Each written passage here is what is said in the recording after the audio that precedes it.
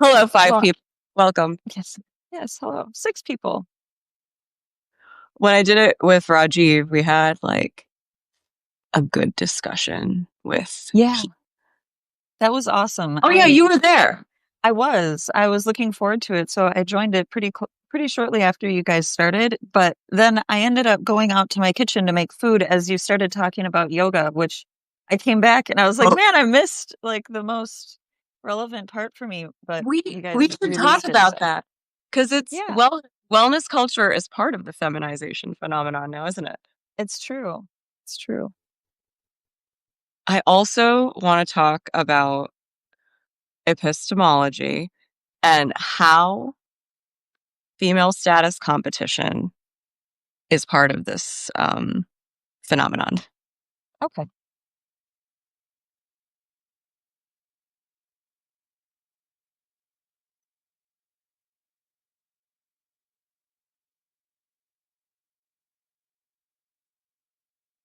All right, Yeah, we'll this give is a great spreadsheet you have going here. I'm impressed. Mine is just a apparently. collection of thoughts. Yeah, it's my themes, but I recognize that my themes are not everybody's themes. So, Oh no, it works out. yeah. Do you upload these live videos on YouTube? I upload them on mine if everyone else agrees that it's okay. Although my YouTube is like, no, it's not watched ever, but it's Lurpa Strike over I'm there. okay with it. Honestly, Okay. I haven't uploaded anything to YouTube, but that's because I just don't feel like dealing with it. Yeah, it actually took me a long time to get it to work out. But yes, I do upload it to my own personal one. So if anyone Okay, wants to watch this after the fact, I'll have great. it uploaded at Lurpa Strike at I'll also send it out, and you can also feel free to send it out if you like. well, yeah, I'm gonna send it out to my subscribers as well. Notification Yeah. settings. Hello, friends. Okay. No. When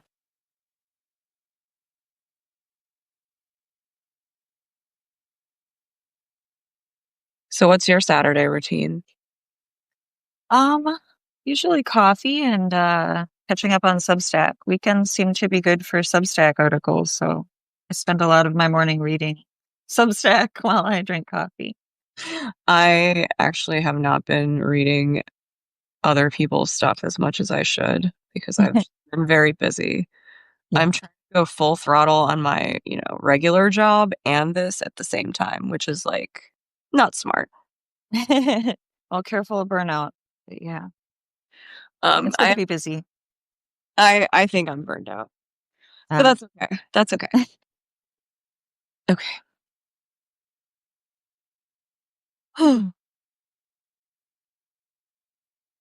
I feel like playing some music while we're just sitting here. I don't know how it'll come through, but oh, you should try. While we wait for, you know what I realized is that I've been calling him Rowan, but I don't feel like that's correct. I realized later that I'm like, it's like Rohan or Rohan, isn't it? My It's not husband is Rohan like Lord of the Rings. It is, though he does not claim to be brown. He is. Yeah, I wondered because my husband, I like he looked at it, he's like from Lord of the Rings, and I was like, actually, you might be right because I don't know, and I've just been calling him Rowan like it's with a W the whole time, so now I feel a little silly. But while we wait for That's him, funny. That's kind of funny. I really enjoy Thievery Corporation. It's like my default music. I sounds don't know. cool so far. I hope the audience does not mind if I occasionally vape throughout this live stream. Oh, are you weed vaping? No, no. If I weed vaped, I would be useless in this conversation. It would That's just fair. nicotine. That's fair. I only weed vape, but that is not a thing I do during the day because it makes me Yeah, useless. pretty Though much. I do enjoy smoking and pacing a lot. Yeah. Let's see who'll be here. Oh my gosh, Isabella's here. Hello, friend. see. else do I recognize? It's hard to see who comes in from the chat. So let's see. Hi, Sabi. I recognize several names here. Hello, Jay Truly. Hello, Preston. An uncivilized engineer. All people who are very thoughtful. Yes, I'm excited.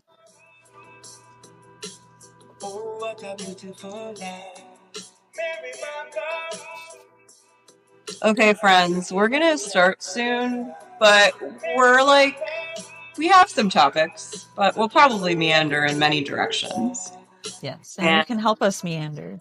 Yes, please help us meander, because there's probably lots of stuff we haven't thought of. I've just been thinking about this a lot, obviously, for the last year.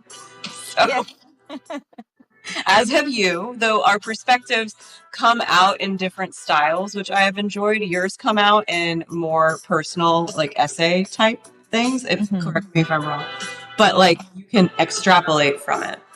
Yeah, for sure. Yeah, you've got much more of an academic bent, and I've got kind of the let me relate this to everything in my life sort of bent. Oh, Lily, hello. Oh, hi.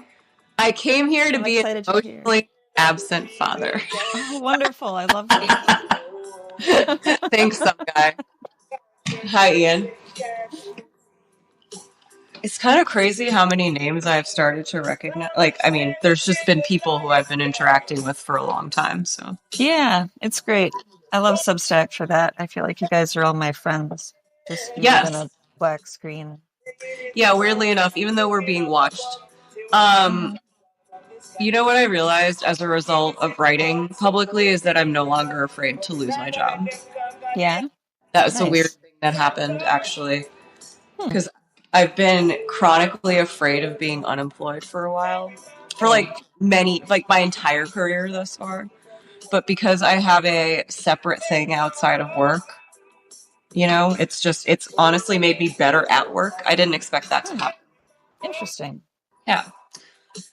Okay, shall we softly get started? Yeah, let's do it. All right, friends. I'm gonna pause the music. Okay. Hello, I'm Anuradha. Thanks for joining. I am so happy you all are here. And I'm talking to Lerpa, who she and I have never met face to face, so this is the first time. Yeah, it's very exciting. Mr. Ghostwind will be joining us at some point. But we will be talking about good old feminization, which just I wanted to talk to Lerpa about this specifically because she has a lot of smart and nuanced opinions on it and expresses them differently than I do, which I also really appreciate. And then separately, she and I have both been talking about this for a very long time. Yeah. So it's been I don't know how you feel, Lerpa, but it's been kind of frustrating to see it blow up, but then also have the arguments be so idiotic about it. Yeah. Right? Because oh my gosh, my glasses are causing glare. The way it's been talked about is very culture war and really like what do you call it? It just lacks nuance and it's optimized for clicks and outrage, frankly. And then the New York Times responds to it and causes more outrage. But it was David Dennison who pointed out that the fact that the New York Times is even willing to talk about it signals a shift. So I think, Lerpa, what do you think? Has Substack been at the forefront of this? I kind of think so, but I don't know. I think it has been, but it hasn't gotten the recognition that it deserves for being on the forefront. That's for sure. Because all these conversations, I see them in the discourse all the time, for weeks before they show up, in one of these magazines. So, and yeah, what's unfortunate is that on Substack, people are much more nuanced. They think these things through a bit more thoroughly, but that's not what, magazines like The Cut no, it wasn't The Cut. Compact. Yeah, Compact. New York Times, they don't really want that. They want it to be shorter, less thoughtful, more inclined to get the clicks. But and I'm doing the work for them. I'm like really disappointed because I used to read Compact. I no longer do because I see now that it also falls prey to feminization of discourse. And Anyway, there's a story behind that. I need to stop thinking about it because it's been bugging me so much. So I'm not going to go there for the moment. What do you one? Can you share with people who may not be familiar with you what you write about? Like I don't know, cut some whatever backstory you feel comfortable sharing. Sure. Since I've been on Substack, well, since I've been blogging for a long time, and usually it's been about just cultural commentary, but also my very first blog was a feminist blog. Mm. So that was back in I don't know, between 2008 and 2010, 2011-ish. And that was kind of the heyday of like the WordPress blogspot kind of, feminist blogosphere. So it was funny though, at that time, I started as like a troll. I trolled these places, these blogs. I didn't like them. I thought they were just like perpetual victims. And, I had all those ideas. So I would just go on there to argue. And I'm surprised nobody blocked me from the main website I used to go troll.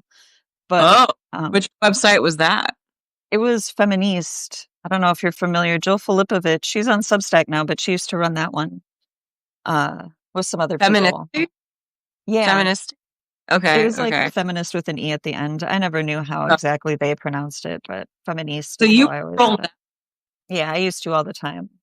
And That's kind of but then I guess this is wrapped up in that story about my ex who was transgender.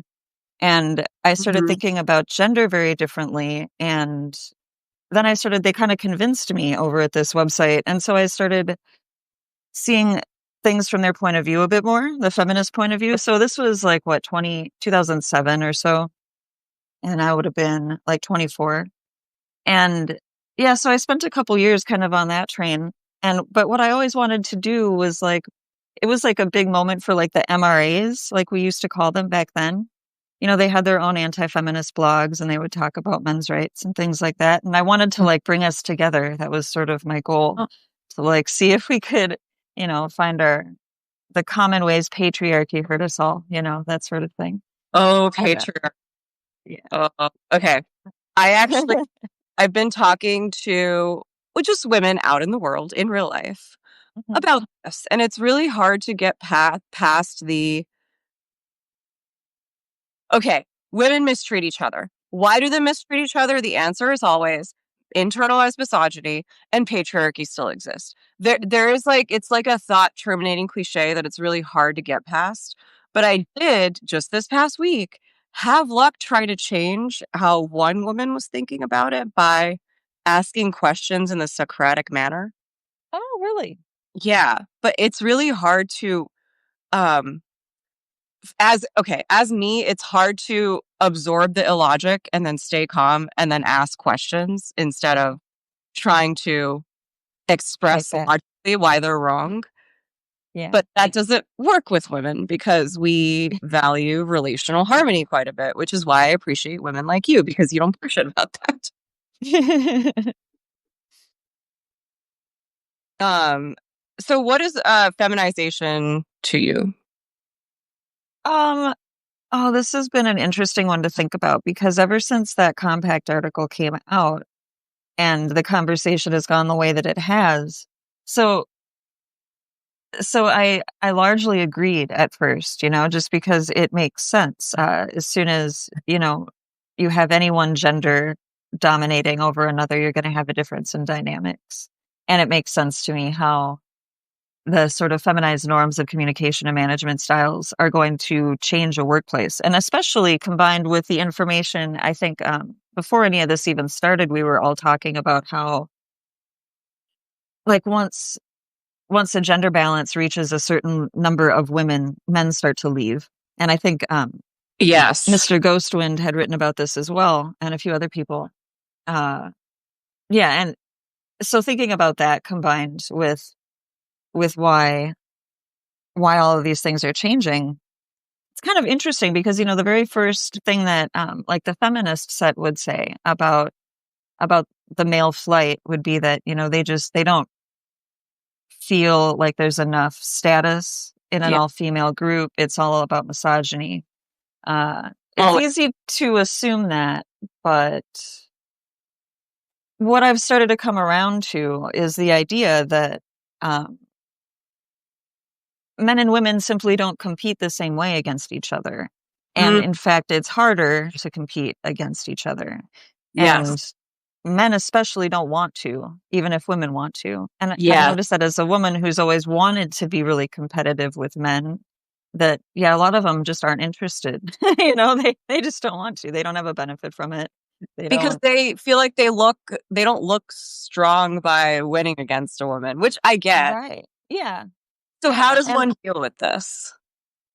yeah, and that's a good question. I mean, to bring it back to one more anecdote, I remember in high school, I wanted to be a wrestler super bad, and we didn't have a female wrestling team, and I knew none of the guys in my weight class. Like, I could never beat any of them. So I became a Mhm. wrestling cheerleader, Oh wow, that's and bad.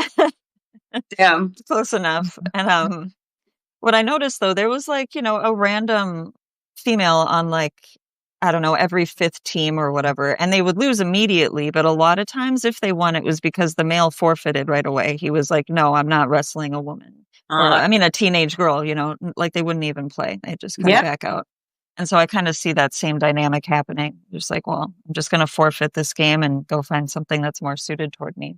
So So, yeah, Yana, there's a there there are two tiers of competition. One, an arbitrary tier between women that's based on likability and social consensus, like adhering to social consensus and like having a certain personality, like performing comfort and things and harmony. That competition, like that is an attempt to keep all women at the same level. Um, wait one second. One second. I gotta tell Rohan how to get on here. Um, should have an invite there. Okay. Um, right. Okay. Two-tiered competition. Uh, so there's an attempt to keep all women the same because evolutionarily speaking, we have evolved to covertly compete. I think the styles of competition are the big thing. I don't even know if it's necessary. It is like a slight tipping point. Oh, hello, Rohan. You finally made it. Thank you Yeah, yeah. for It, coming. I was checking my Gmail the entire time. I was like, "Whoops." Oh, no, this is stupid. You have to be on the app at like while having your phone. So irritating, but thank you for joining. Would you like to introduce yourself to our people? Yeah, sure. I go under the name Rohan Ghostwind. I write under the uh publication Brackish Waters, Barren Soil. Can you guys hear me okay, by the way? yeah. Yes. Okay, perfect. Yeah, I don't want to derail your No, conversation. no. Like We you just got guys, most of the stuff that I write about nowadays, I mean, I just reference you, Honorata. Like you just kind of take a lot of the discussion topics, and I feel like you have an interesting perspective, and like thank you. kind of talk about, I mean, like we've talked about this endlessly in the chat, but like you talk about the class aspect, you bring your own personal background, you have it from the inside. And quite frankly, the note that you made recently is like really pertinent. I mean, it's a very simple point, but it's also true. But it's this idea that a lot of the people who are kind of weighing in on this subject are pundits who've never really been inside the workplace. Like they're talking about it from a purely abstract theoretical level. And you can tell, like, this is one of the biggest problems with punditry, right? Like they just kind of go in and they give their takes. They want to like put something out there, but it's just purely at this, theoretical level that has nothing to do with their actual experience. Um, yeah, I don't know if you have any thoughts. No, I do. Actually, I want to ask you both. Why do you think that's the case? Like, why do you think people just seem to listen to these academics who have zero real world experience? Sorry, Helen Andrews, no fucking experience in the corporate world.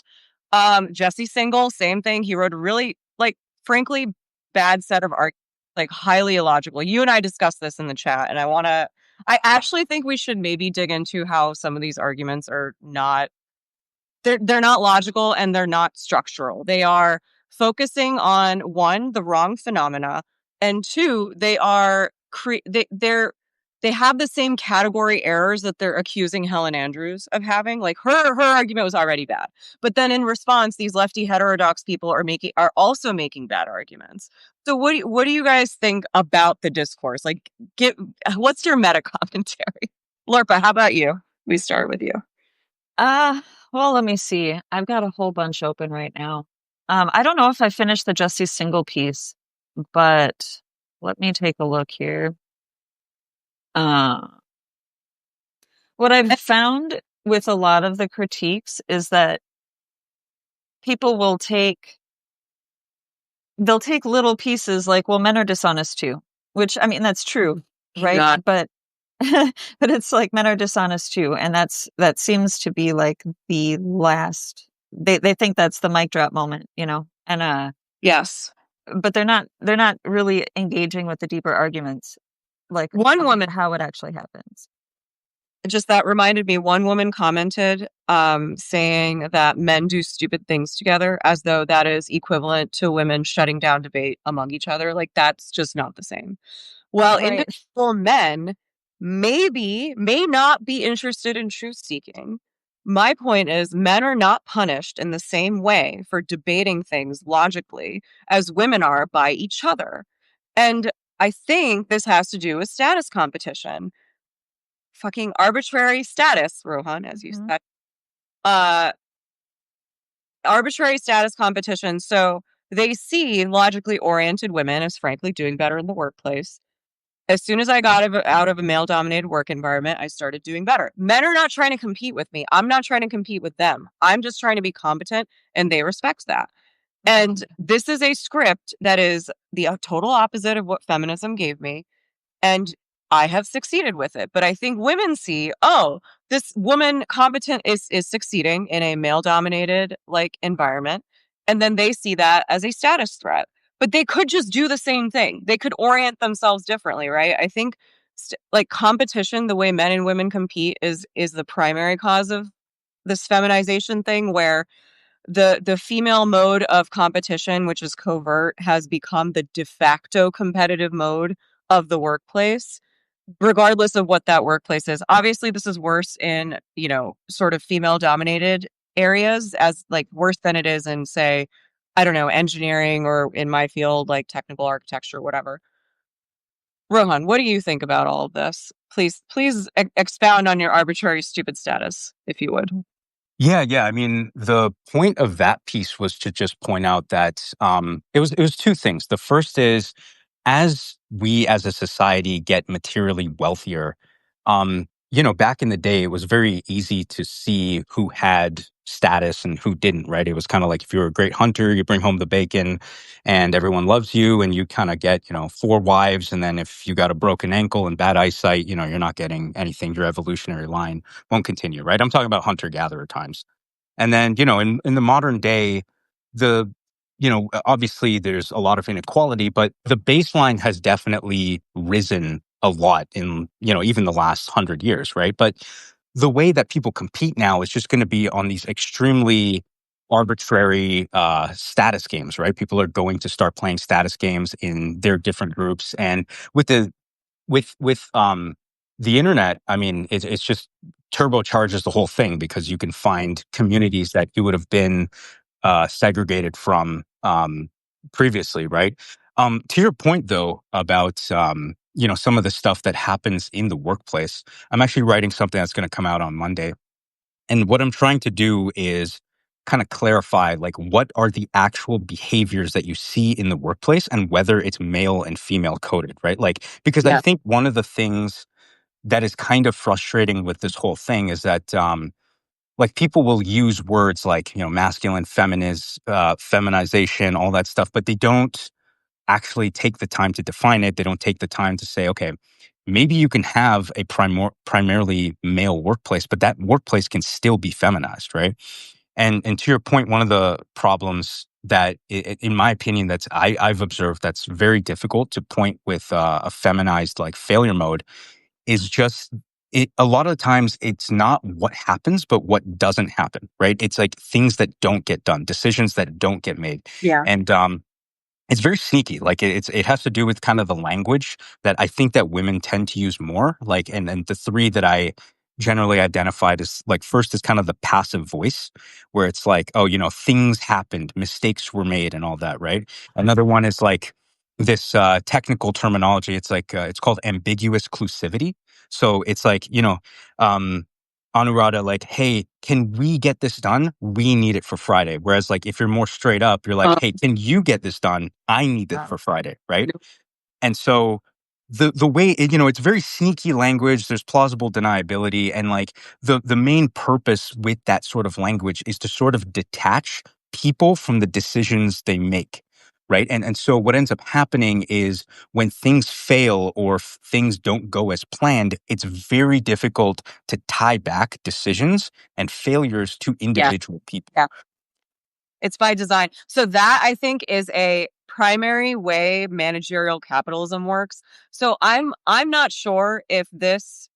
So managerial capitalism predates women's mass entry into white collar work, right? The mode of managerial capitalism is avoidance of accountability because you are, as a collective, producing something highly efficiently. Though I think it was that this was kind of already there, this mode of accountability evasion, because it's a collectivist endeavor, I think, like working in a corporation. So, but I think with women's increased presence, I have also noticed that women in particular act that way, right? Men ask me directly, "Can you do this by some date?" Women never do. And I also have to say we when I'm directing a project, even though I am the leader of the project, if there are women who perhaps don't like that style of communication. I think also there is a difference perhaps between linguistic/cultural feminization versus the feminization of the population. I don't know how much I buy the whole tipping point, but maybe I know the tipping point does matter. But and then I also think men adapt themselves to this rather feminized communication, accountability, evasion style, but it depends on where they are. I don't know if this is an occupational thing, but so in my line of work, I am now closer and closer to B2B sales. Which whatever, make whatever jokes you would like about that. But in that arena, it's rather objective. You either make money or you don't. So people are really comfortable with directive language, and men are very comfortable with me being directive and taking charge and things. Like they will just back up and let me do it. Whereas women get threatened when I do that. So Lurpa, what do you see in the workplace then from your experience, like given all we just discussed with regard to linguistic versus behavioral feminization?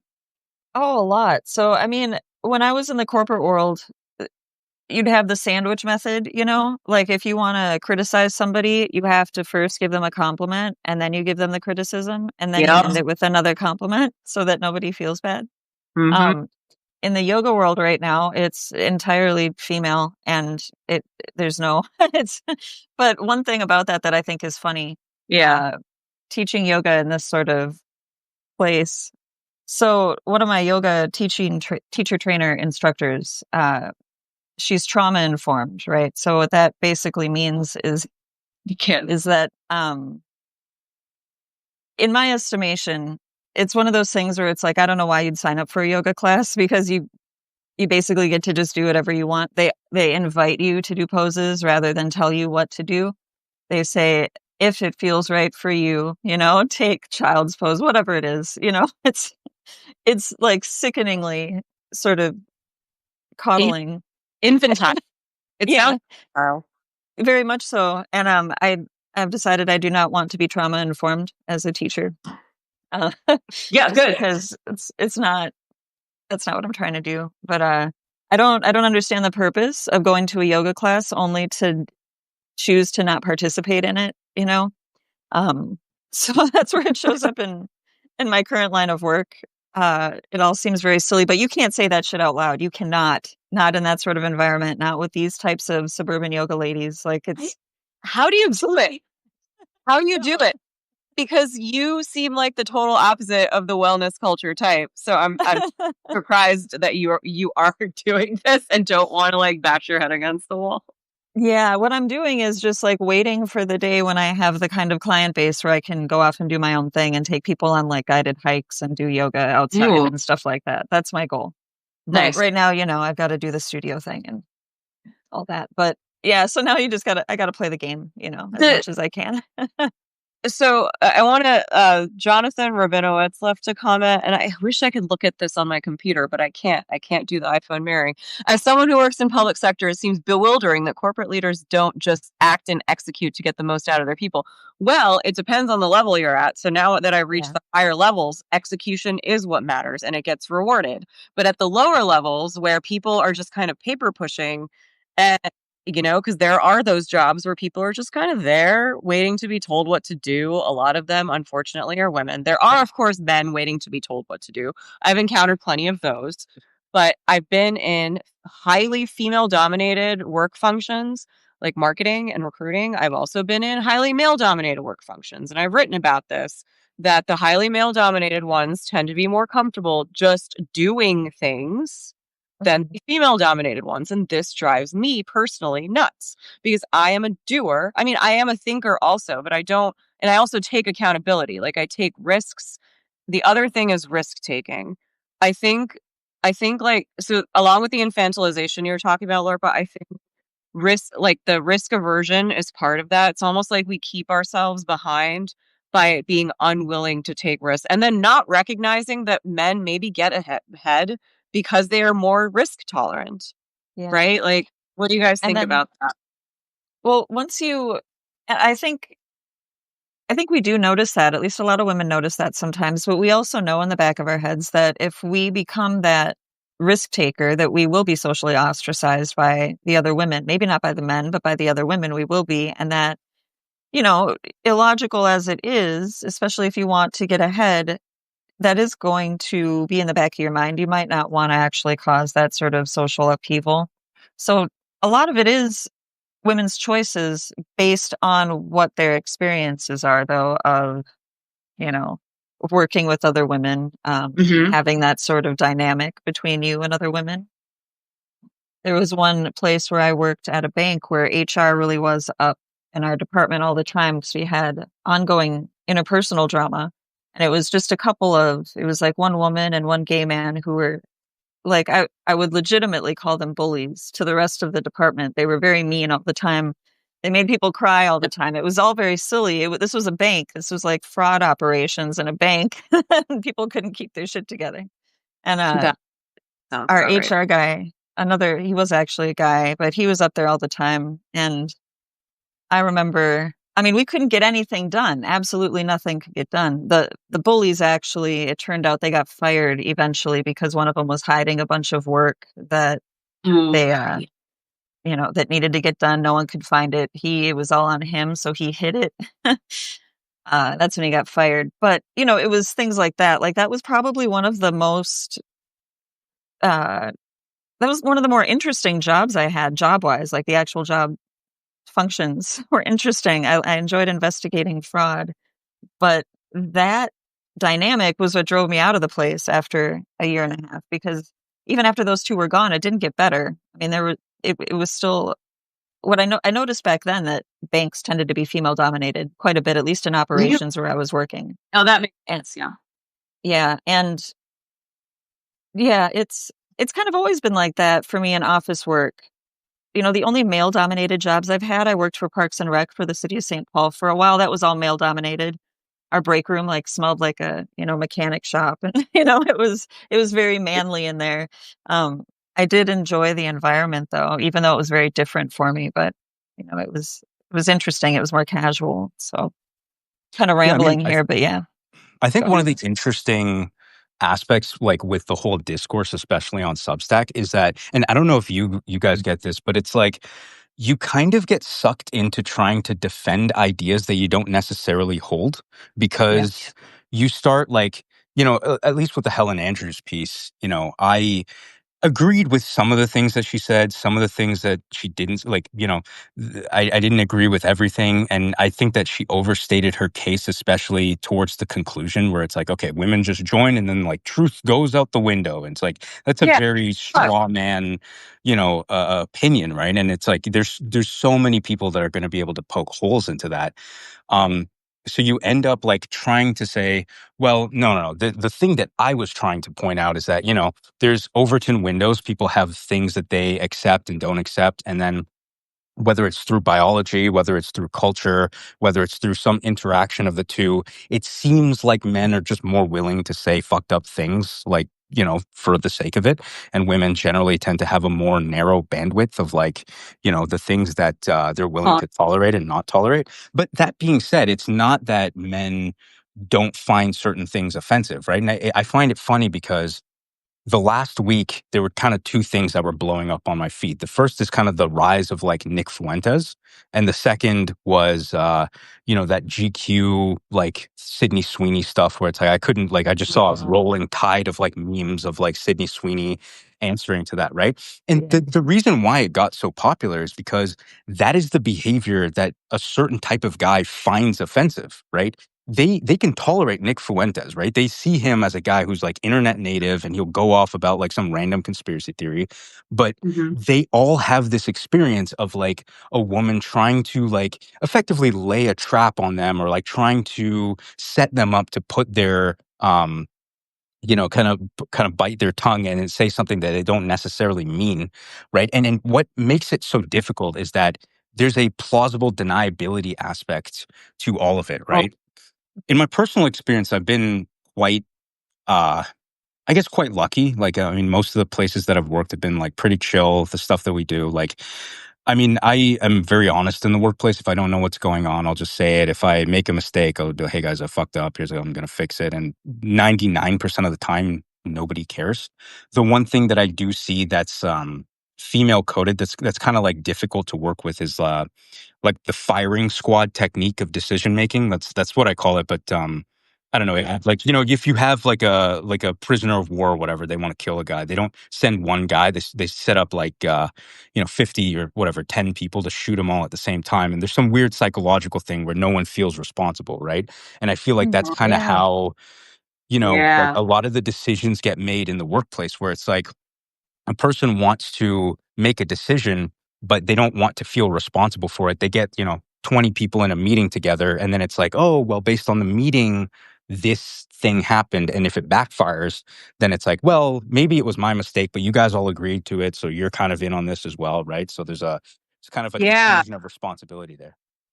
And that is a hallmark of a feminized workplace, in my opinion. And that unfortunately does show up more when women are like involved. I worked in an all female marketing department. And the responsibility was never on a person, but like I was weird and I didn't fit because I was willing to do things and take responsibility for them, but I wasn't allowed to do that by the environment. So even when there's someone willing to take responsibility, the environment doesn't allow that person to do it, because then if that person does it and succeeds, presumably that person would also get some power or authority or what have you. And authority among women at work, in my opinion, must remain diffuse because of, again, the pressure to all be the same. And this comes from, again, evolutionary biology. Women know, or like women and girls know at an early age that they can't outperform their female peers or they will not have friends. And that has been true for me, unfortunately. I mean, I would say a lot of my female friends have fallen away, and I'm honestly kind of okay with it. Because I feel suffocated in a lot of those friendships. And I wanted to also actually address, you said plausible deniability. Like, that is kind of also the default way in which women communicate, which is also really frustrating because just to tell a story about my workplace experience. I was brought into my first consulting job by a woman who said, "Oh, I just want smart women around me." That was, I should have known, that should have set alarm bells off in my head. Like that, that's not something that the women who will the worst will also be the ones to say, "I just want smart women around me." And that woman, then I was given two projects that were already read. This is two projects that are read. I was held to the same deadline for whatever reason. I, of course, did not meet that deadline because I was given no ramp up time and the projects were already read. I did end up delivering, but late. The deadlines were arbitrary anyway. No, the client hadn't imposed these on me. These were internally imposed for an unjustifiable reason. I had a male manager, technically speaking, but this woman was the practice director. She then destroyed my reputation from within, saying that I had ruined these 2 projects, along with the project manager and the other woman that was on the project. So 3 women. And there was a 4th too, actually, who claimed to be a technical architect who also was in on this. So 4 women fucked with my reputation internally. I kept asking, what have I done? Like, what are the performance items that I need to improve? Like, can you give me specifics in writing? My male manager kept trying to get answers out of them, he kept saying. And no one could give him answers, and no one could give me answers on what I needed to improve. Because, of course, it was a nothing burger. There was nothing to actually improve because I was asked, or rather, it was asked of my male colleagues, like my peers who were doing the same function, if I should be demoted. Right. My manager asked all these people whether I should be demoted, which is fucking embarrassing, first of all. One man, all of them said no. One man had to say no twice when he was asked, fucking twice. So that's the sort of fuckery that a lot of women experience in the workplace. And that's also the sort of fuckery that you can't talk about openly, because then people just say, oh, well, that's just internalized misogyny. Oh, she's just a Republican. Or, there's always some excuse for it that pathologizes that individual woman. It's the resistance to structural thinking that really bugs me. It's that, even so, I did group therapy for a while, and I will just tell this last story and then turn it back to you guys. Did group therapy for a while. I would extrapolate my experiences to the structural social problems that they cause, right? Because these things are not random. They happen to women like us a lot. Me and Lerpa, like Lily's that type of woman. We keep experiencing the same thing. That's a pattern. That's not an individualized thing, but they're actually really resistant to pattern recognition. Have you guys found that there is this resistance to like structural thinking? When you say Yeah, for pattern sure. recognition, definitely.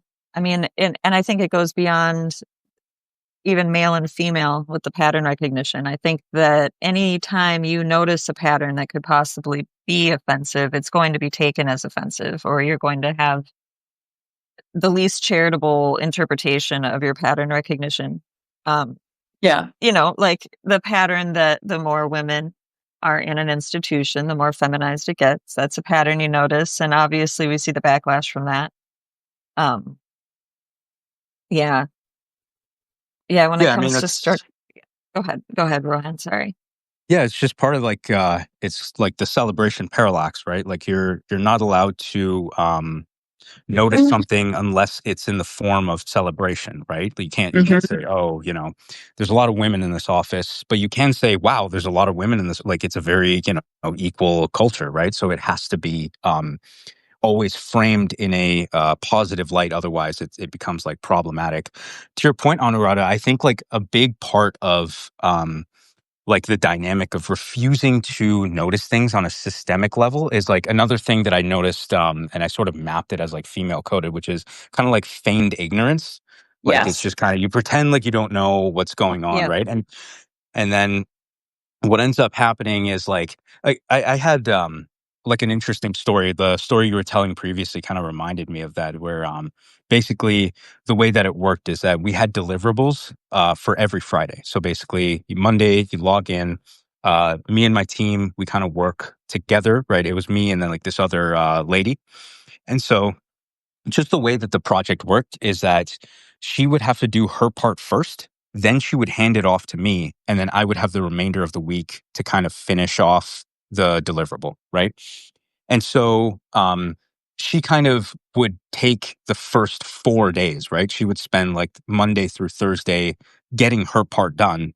So it would be 50% done by the end of Thursday, and then I would have to rush to complete the last 50% by Friday, Uh-oh. right? And so, there was this like in AI, there's kind of like this term called sandbagging, where, the language model pretends like it doesn't know what it's doing just so it can kind of get around certain parameters, right? And so I feel like it's the exact same thing. Like they would kind of sandbag their own piece just to kind of undercut you, because it puts me in a difficult situation, right? If someone comes to me and says, "Oh, how come you didn't have your deliverable for Friday?" The only way I can correctly address it is to throw someone else under the bus, right? So I either have to tell the truth, in which case I don't look like a team player, or I have to frantically rush one day out of the week, right? So 4 days out of the week, it's just pure boredom because I'm just waiting on this other person.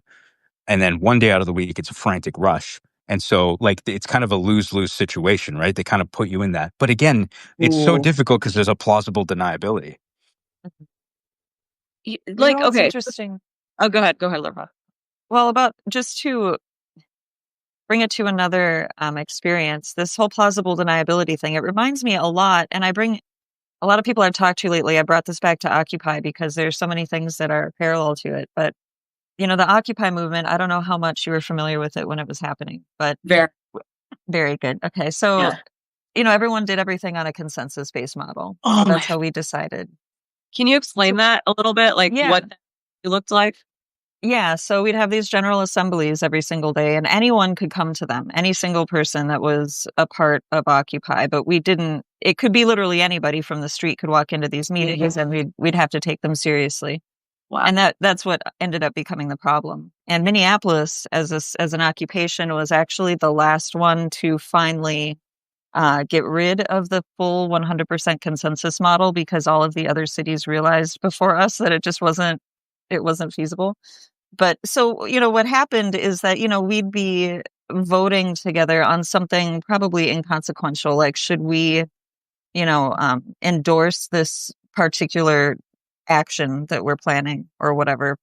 And these would go on for hours, and we'd have what was called a progressive stack. So if you wanted to talk, you got organized based on your skin color, your gender, your sexual orientation, etc.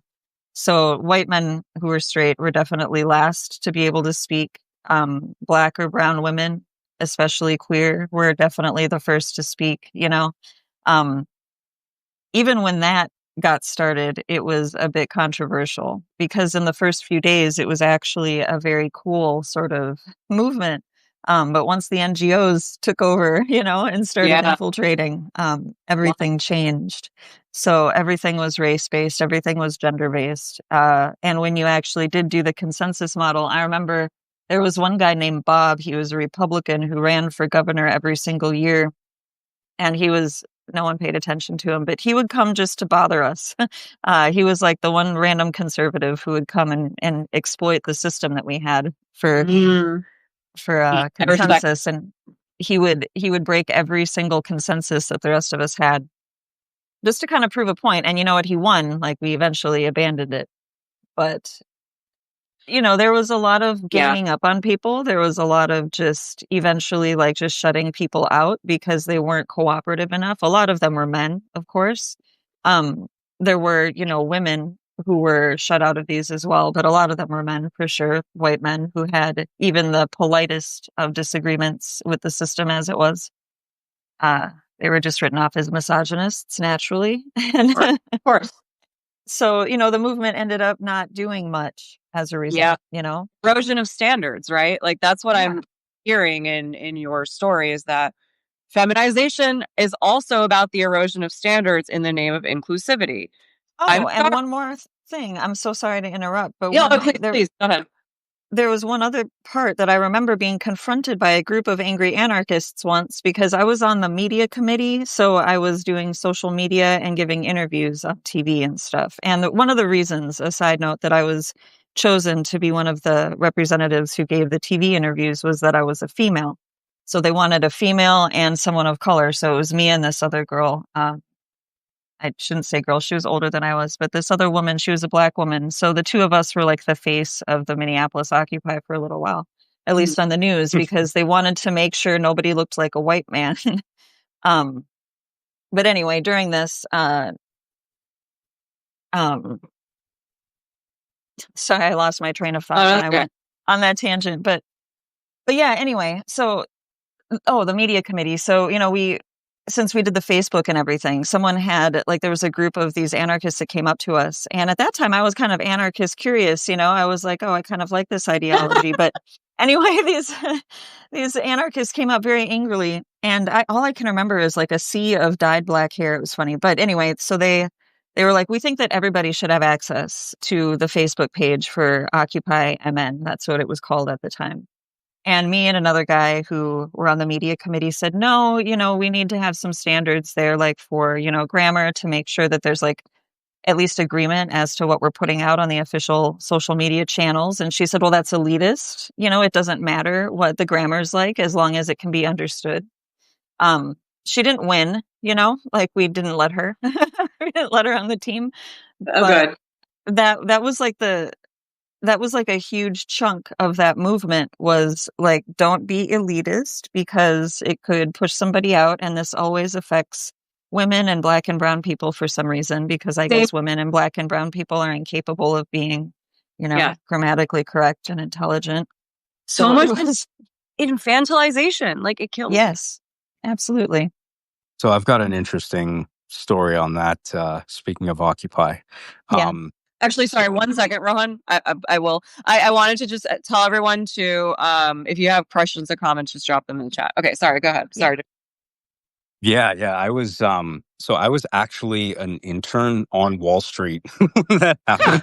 So it would be the funniest thing, right? Because it was actually a bunch of like older ladies, like, like these sort of granny looking people. And like they would like come up to me as I'm going to work, and they would be like, do you agree with what you're doing to like this underclass? And I'm like, lady, I spend like 4 hours of my day like photocopying like random PDF files and like moving it into some other um location, right? Like I had the most mind-numbingly boring job out of all of this, but it was just funny to see, because like I would say every day for about a week, there would be like at least like 5 to 10 people just kind of camping in front of like the place that I worked.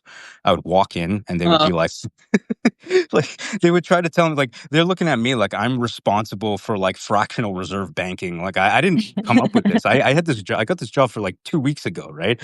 So but yeah, I mean, overall, I mean, wow, like your guys' experiences are like way different than mine. I have a much more chill workplace. People just leave each other alone, and like they're too introverted to get into confrontation, I feel like.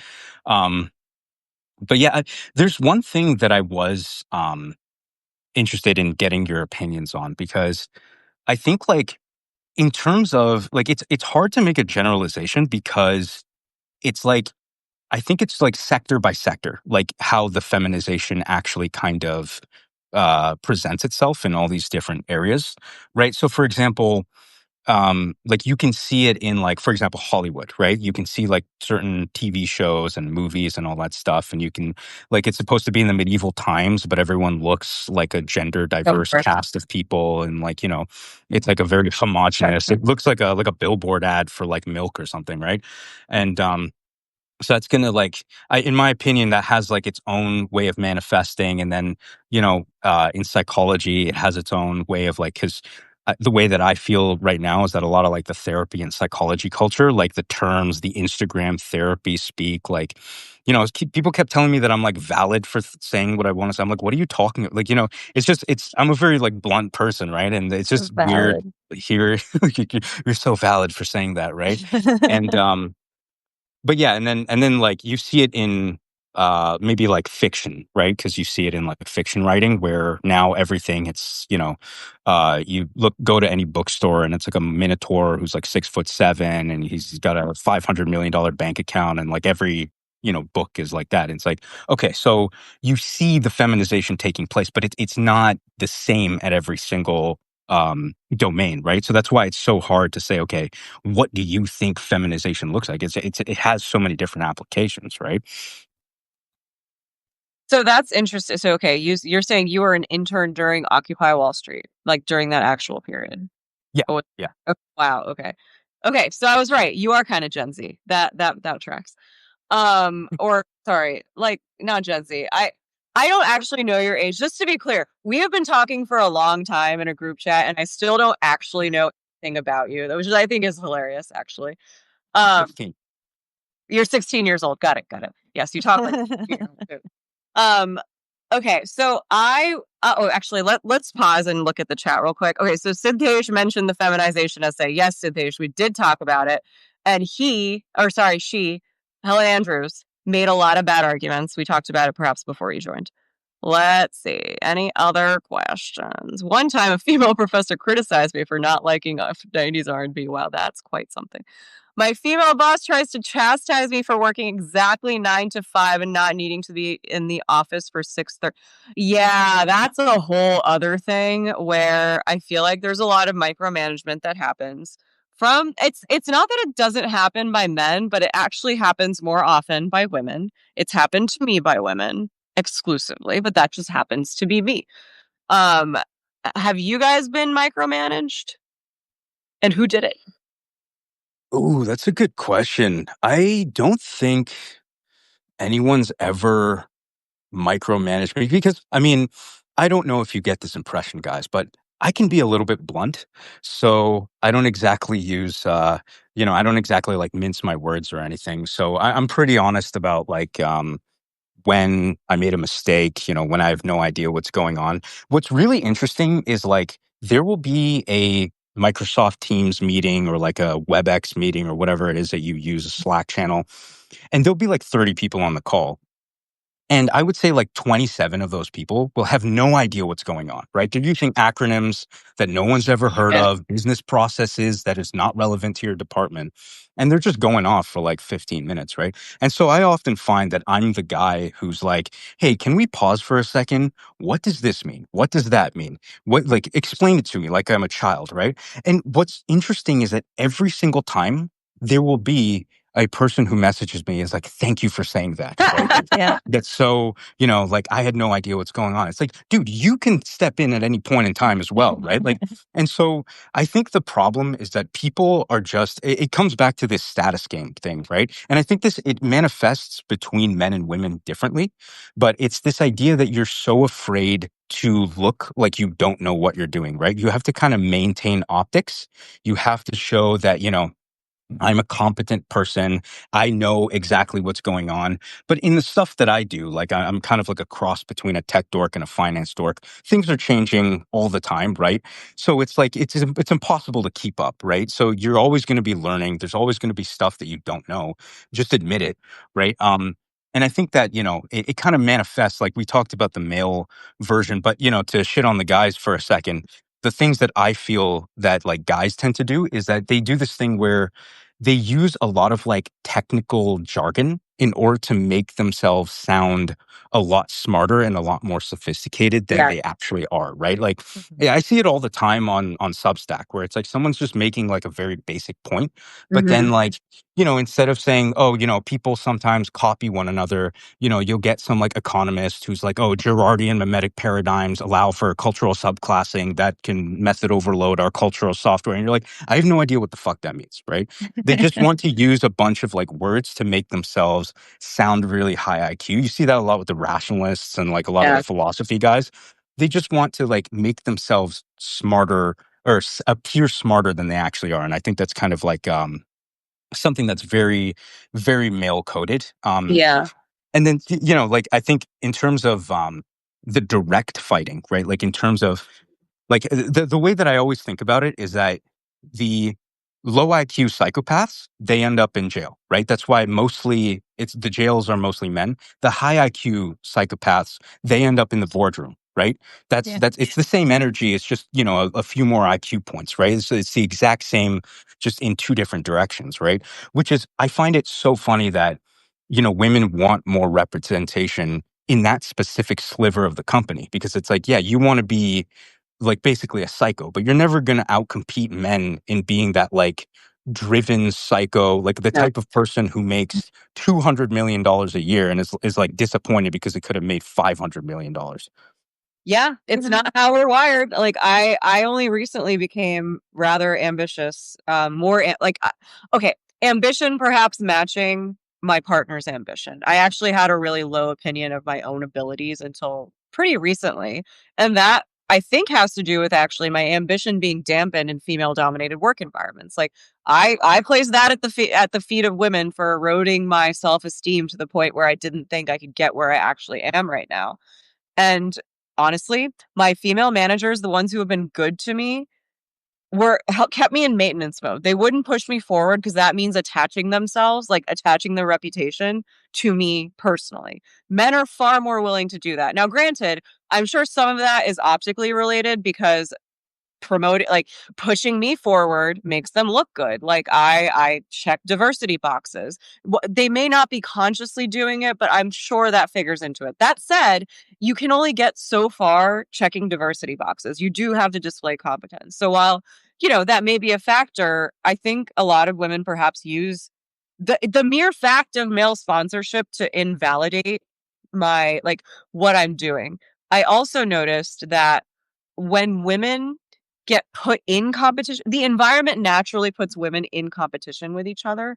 And that is pathologized, even when other people are doing it. So I'm not trying to compete, but other people are comparing us anyway, right? So then that person ends up feeling insecure. And that insecurity ends up being my problem to manage, even though it's really not. So I end up trying to dim myself to not make another person look perhaps less capable.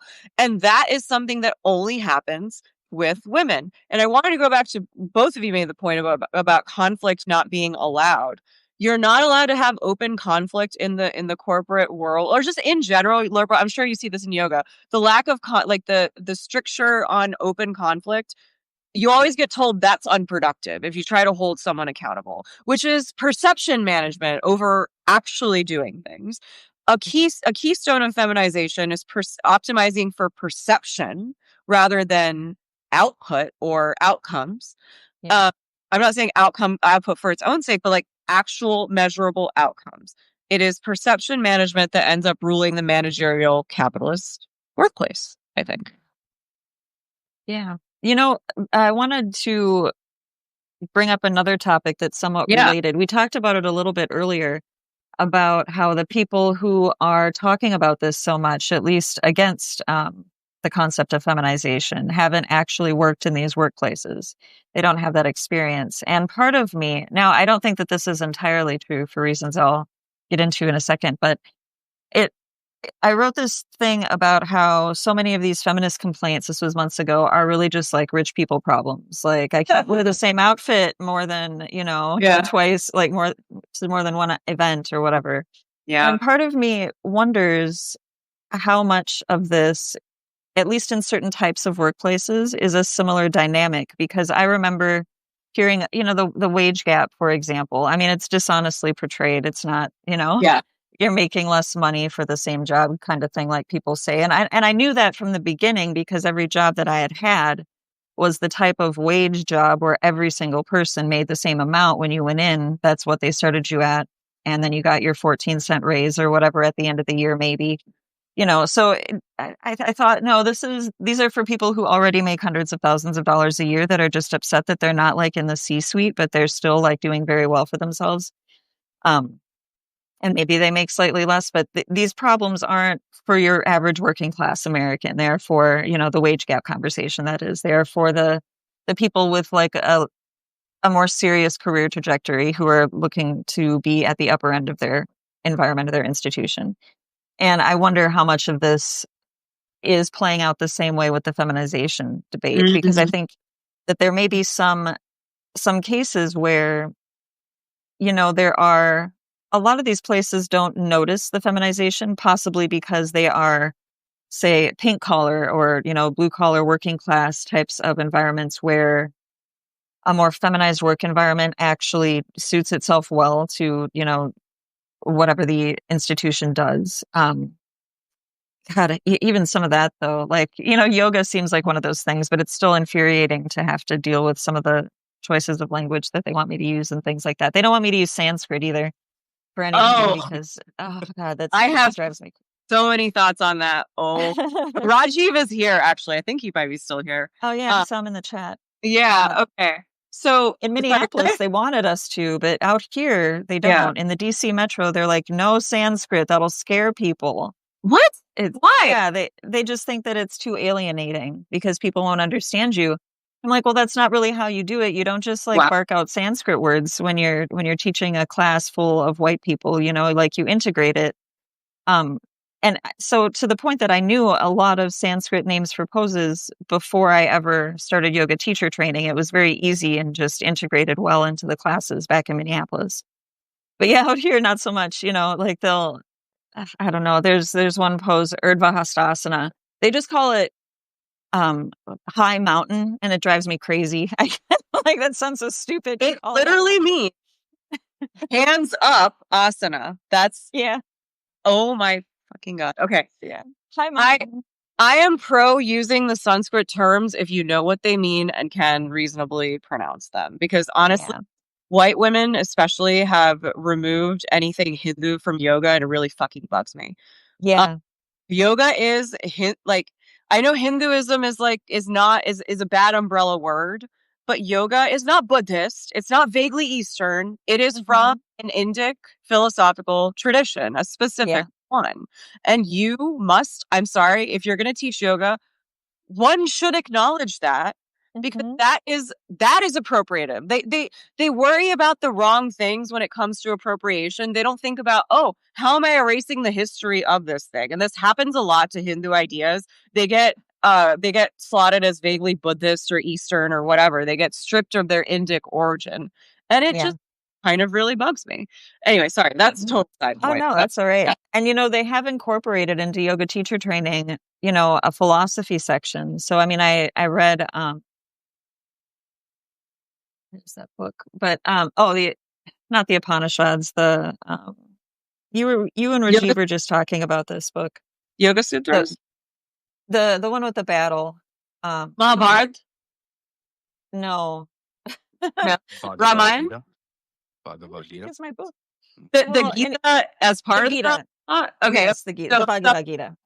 Okay. So we had to read that in yoga teacher training. And my first one, that one was led by a man. It was very, very different than the yoga teacher training I did that was led by two women. Anyway, so we read the Bhagavad Gita, and we read, the Yoga Sutras by Patanjali. And this one was different. We had like these talking sessions, to talk about our feelings about things. And there was something kind of nice about being like in this group of women when I'm usually surrounded by men, because like you, I don't really have very many female friends either for the same reasons. But at the same time, I was like, this is what it's like. I don't like it. It's there wasn't much. Because it was, they didn't want to be appropriative, but all of the words that they chose to use instead just screamed appropriation, because it was just like whitewashing and therapy speaking all of yoga, as though even though you just learned about all of this history, this philosophical history of where yoga came from, we're still just rewording it to be more palatable to suburban white ladies whose husbands are deployed or whatever is going on in this town. Okay, can we talk about discipline then, actually, because that raised a point, because Bhagavad Gita is all about discipline, emotional discipline, and the strength to do what is correct but incredibly difficult, right? It has a lot of a lot of parallels with Stoic philosophy and just Hellenistic, Hellenistic sort of self-help type strains of thought, which then they weren't self-help at the time. Like Marcus Aurelius wrote meditations for himself, and that this philosophy and then Buddhism and probably Hindu ideas got folded into dialectical behavioral therapy and cognitive behavioral therapy. I have spent a lot of time in fucking therapy, so I think it's kind of crazy that I have noticed that part of feminization is actually the erosion of personal discipline, and then framing discipline as somehow oppressive. Along with that comes logic and reason as also oppressive. What are your experiences with this, Rohan? Why don't we go back to you? Well, loosely speaking, this actually ties into something I took a note about, right? Because we see that a lot of the psychology has become feminized. Like, I think right now it's 80% female, or at least female graduates. Yeah. And like, it just seems like it's becoming more and more female as kind of time goes on. But what's interesting is that, if you go to like the biohacker community, it's a lot of like bros and like bro science and people talking about like neural pathways and like, getting up at 4:30 just to like dunk your face into like a bucket of ice and then like stare at the sun until you go blind or whatever. But it's like, a lot of the biohacker stuff, if you look at the principles underneath, it's a lot of psychology. It's a lot of like Yeah. the whole DBT and CBT stuff. It's just kind of repurposed for like a different crowd. Well, I think this is kind of one of the terminal conditions of male flight, where it's like they kind of leave one domain, but then you kind of see this other domain kind of pop up that kind of runs in parallel, and it seems to be the exact same stuff underneath the hood, just male coded. Coming back to something you said, Lirpa, like about a lot of people, like I see this a lot in on Substack, where I mean, if you would believe it, mostly women, they were talking about how they don't really see the great feminization, and it's like, well, I mean, I'll give you a story that kind of ties back into this. When I was in college, I would go to a bar, right? I would take the subway. I'd go to this bar. I would stay there for until 3 in the morning. And then in order to catch the last train, I would just cross through all these like back alleys. And I would do that every day at like 3 in the morning. And I didn't think about it, right? And so then, I could easily go like, cause obviously one time I went with a woman, and she was kind of giggling by the time we got to the station. She was like, "This is so dangerous. I don't know why you're doing this." And I'm like, "What are you talking about? I do this every single time." Right. And so it's like, for me, I never thought about it. I'm like, what do you mean back alleys? Like, back alleys aren't dangerous. Like, going out late at night, it's not dangerous. I don't see it. Right. And it's like, well, yeah, of course I don't see it, because it doesn't impact me the same way that it would impact the two of you. Right. And so coming back to like the whole point of like, it's mostly upper middle class white women talking about like, well, I don't see the great feminization. Like, it's Yeah. not happening. It's like a fish not realizing it's in water. We need more. In Persuasion, there was someone else who wrote that feminization hasn't gone far enough, and I lost all respect for Persuasion after I read that, because that was another bad argument. Did you guys read that? No. Yeah, I remember glossing over it and kind of skipping to the top comment, just being like, yeah, I don't think you're getting the point. Same category error. Okay, let's look at the comments real quick, because there's some long ones. You Of guys, course, I'm I gonna can't. be right back, okay? Yeah. I was gonna do the same thing. Actually, why don't we take a quick break? Yeah, we'll take a Let's quick take like intermission. yes, Well, quick I can intermission. All monologue. right. I don't care. Yeah, you actually, yes, you feel free to monologue, please, because people love you. Perfect. All right, guys, you're stuck with me. Let's see. Let's look over some notes. One thing I did wanted to mention was that I think John Carter briefly joined the chat. I don't know if he's still here, but he's got a great article called Academia as Women's Work. And as far as I can tell, like based on everything that I've seen, he's the only one that's pointed out like this very basic fact. And it kind of comes to this idea of credentialism. Anuradha likes to talk about credentialism a lot, but I think there's a very simple point that, in my opinion, is very obvious, but no one really makes it that much aside from John Carter. And it's the idea that, women are overtaking, quote unquote, these institutions. They're becoming 60%, 65% female, especially in the higher education level. But when you actually drill down at the individual degrees, it's not like for lack of a better term, it's like they're taking on easier degrees, right? Like it's like gender studies, humanities, that kind of stuff. And if we're just being honest, like it's not the same as going into like math or physics or like engineering. Again, it's not to sort of denigrate those fields. It's just there's a different bar of entry, right?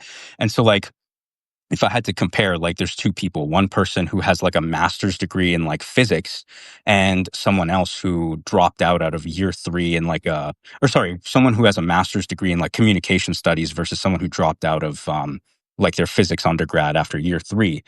I would still take the physics undergrad dropout, right? Because he was just playing a much harder game, right?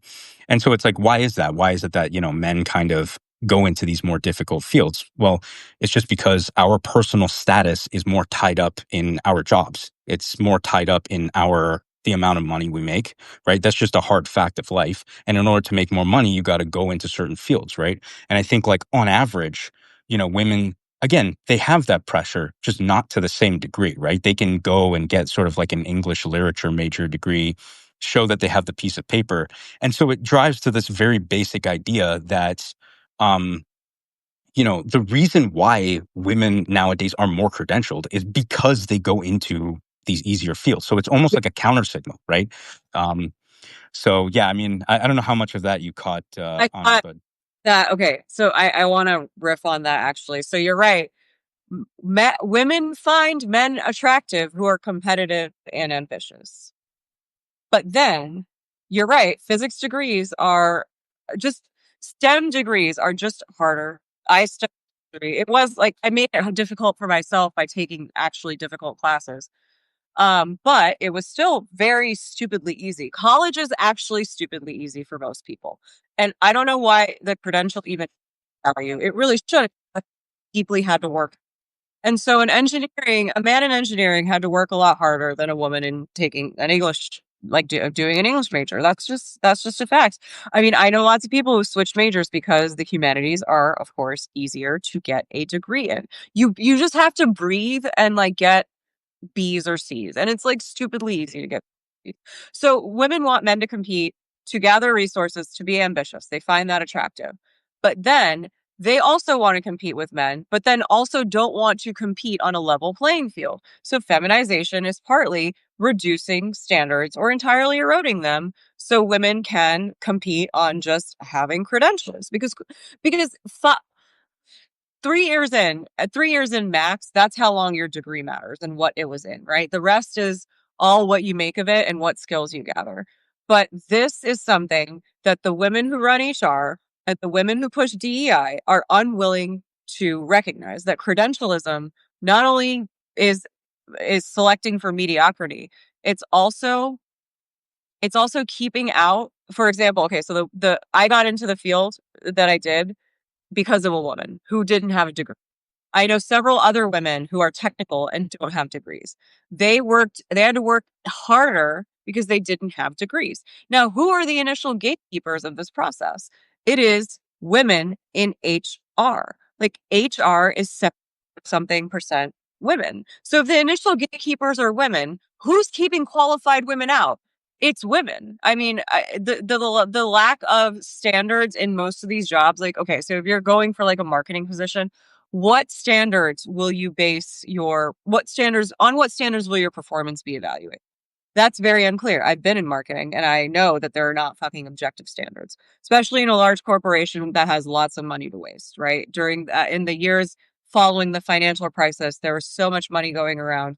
Oh, and this goes back the affluence thing that we were talking about in the very beginning. So having read the Affluent Society, that kind of changed my perspective on all of this because increasing affluence is also a type of feminization, right? Because you're able to indulge in luxury more. This affects both men and women. Increasing affluence makes you highly comfortable, and comfort erodes standards. So I don't know if either of you, I know, Rohan, we've talked about Amusing Ourselves to Death, which I finally read, and holy shit, that was a book that was the linchpin of everything I had been reading and thinking about. I just finished it last week, and I feel like my brain is going a million miles a minute because of Nice. Yeah. Yes. Okay. So that is something to do book talk on. And then I'm also rereading Brave New World, which Postman references extensively. And that is about an affluent, highly comfortable society that engineered for like minimum friction. They have a whole caste system based on like engineered intelligence, right? And like brainwashing. And the point is that a society doesn't erode because of force. A society erodes because it is highly comfortable and unwilling to tolerate any friction. And so you just end up floating through life. And I feel like a lot of women end up floating through life. But we as a society also, just men too. Men do this too. Like they just kind of default coast. My ex-husband did that. I mean, that's just a fact. So what do you all think about this like ontological feminization phenomenon? I mean, I feel like it's going to get disrupted, to be honest, because, now we've got these large language models and they're kind of coming in. And as far as I can tell, to put it bluntly, like it's taking away a lot of, middle manager jobs. Yeah. It's taking a lot of jobs where it's like you go in and like, you have a matcha latte at like 10 a.m. Then you like go on the treadmill. Somehow you do a yoga session in the middle of your workday and then like, Massage. Yeah, exactly. And it's like, there's a whole bunch of these jobs that are like just nominally tedious enough that you previously needed someone to be there. And like, to put it very bluntly, like what deindustrialization did for low IQ guys, the AI, stuff is going to do for, low Yeah. IQ women, right? Yes, Because absolutely. there's a certain suite of jobs where, back in the day, 1950s, 1960s, you didn't have a whole lot of skills. You came out, you were 18 years old, like you couldn't, multiply or do anything that's like way beyond your capacity, but you could like, hold a screwdriver, screw in like some car door for something. You do that for 40 years, collect your pension, wife and kids, and you're good to go, right? But those jobs are gone, right? And so I think, again, to once more reference like something John Carter wrote about, he wrote about like the AI kind of sweeping over especially academic institutions, right? Because people are just finding you can write all of your essays with ChatGPT, and if you don't use it like a dumbass, like you just check every so often like what they're referencing and kind of double check the links, that'll kind of get you by in a lot of these humanities degrees, right? And so I think with that, putting my fingers crossed and kind of hoping that higher education, and especially the early part of the workforce, kind of reverts back what it was meant to be for, which is like, you should be ready to go into the workforce by the time you leave high school. And then if you want to get anything over and above that, then it's kind of like, it's great, but it's now for your personal development, right? Yeah. It should be for, like actually something over and above, right? Because what ends up Yeah. happening is it's like anything, right? It's credential inflation. It's sort of like this. It's feminized. Now, when everybody has it, none of it is valuable. So now you have PhDs who can't get jobs. Yes. Have And you I guys? got a PhD, and I'm so glad I didn't.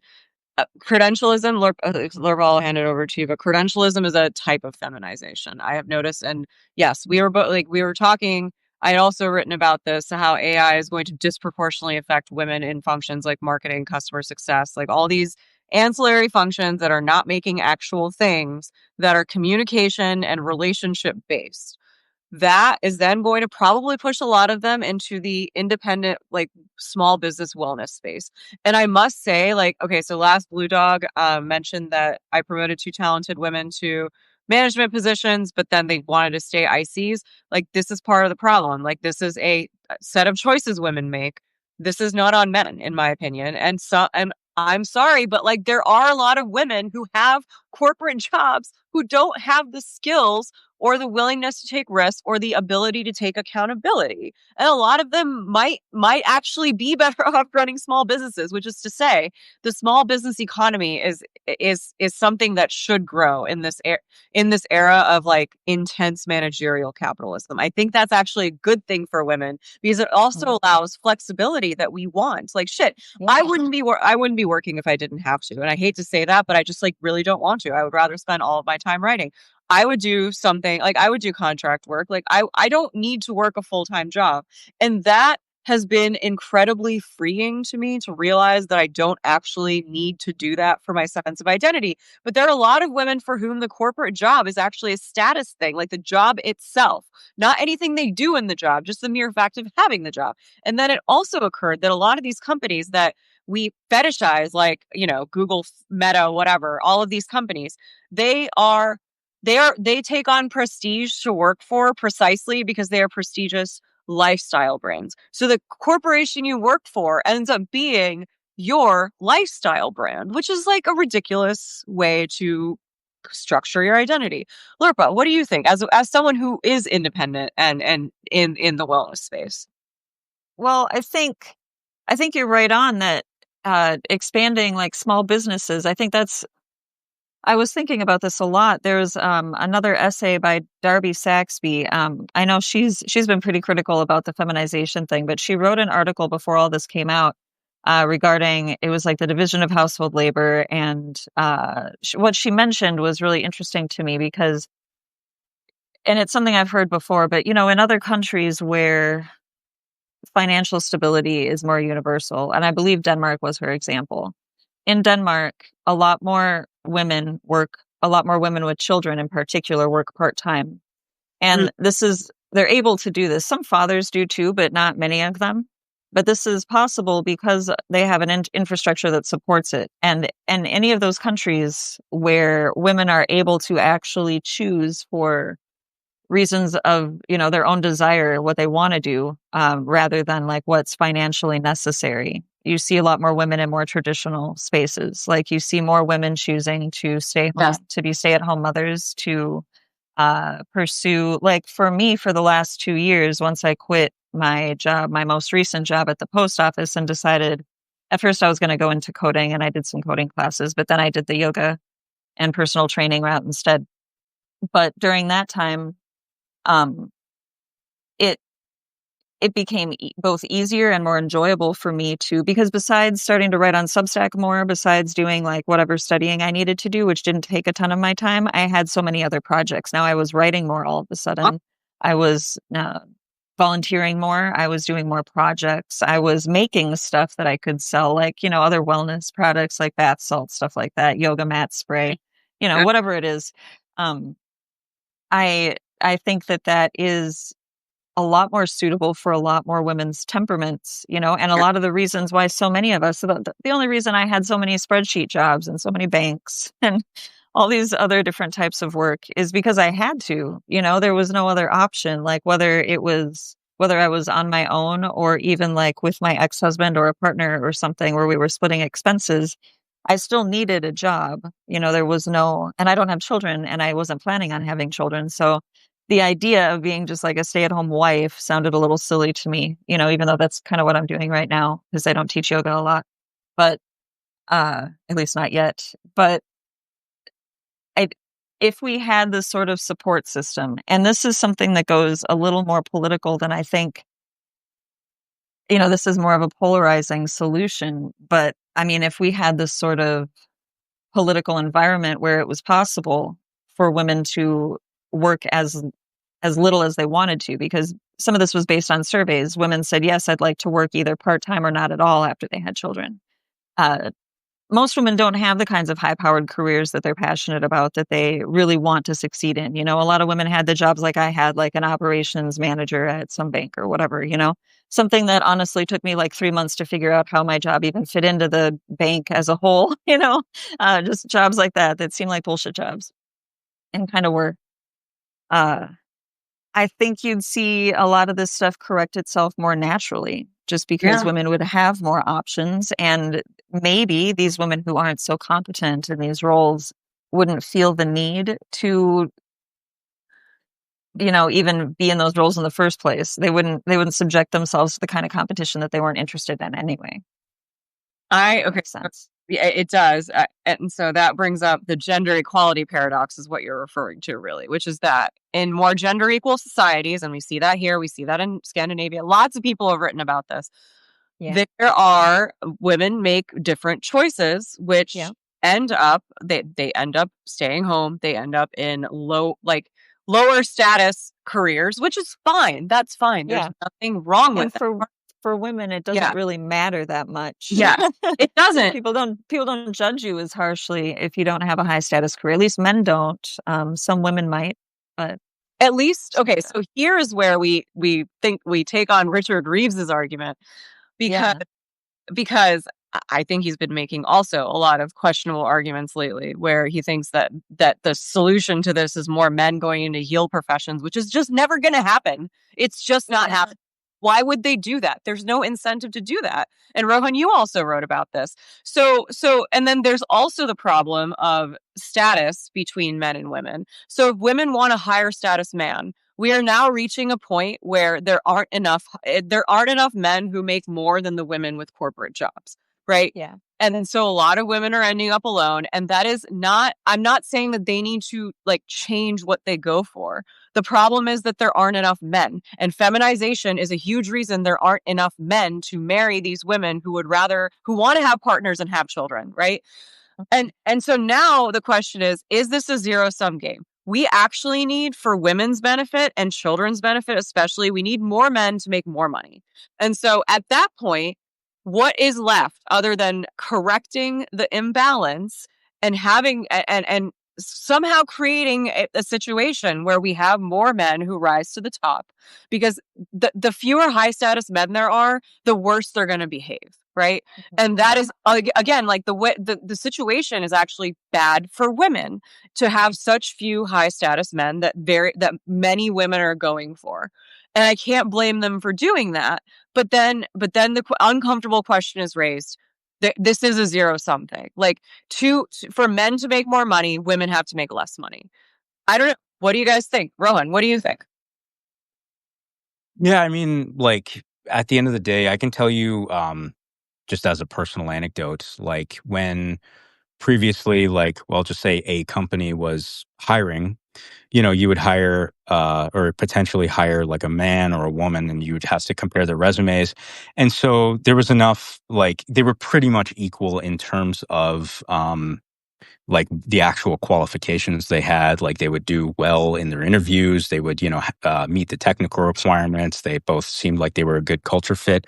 And so really, like when I would say like 5, 6 years ago, the tiebreaker would just go to the woman, right? Because it was like, it's a good optical look, right? And Yeah. so, I mean, I've seen it from the inside, right? Oh, And yeah. so what I can tell you is that now, like, you won't see it anywhere, you won't see it published anywhere, but you'll start to slowly see it in the opposite direction.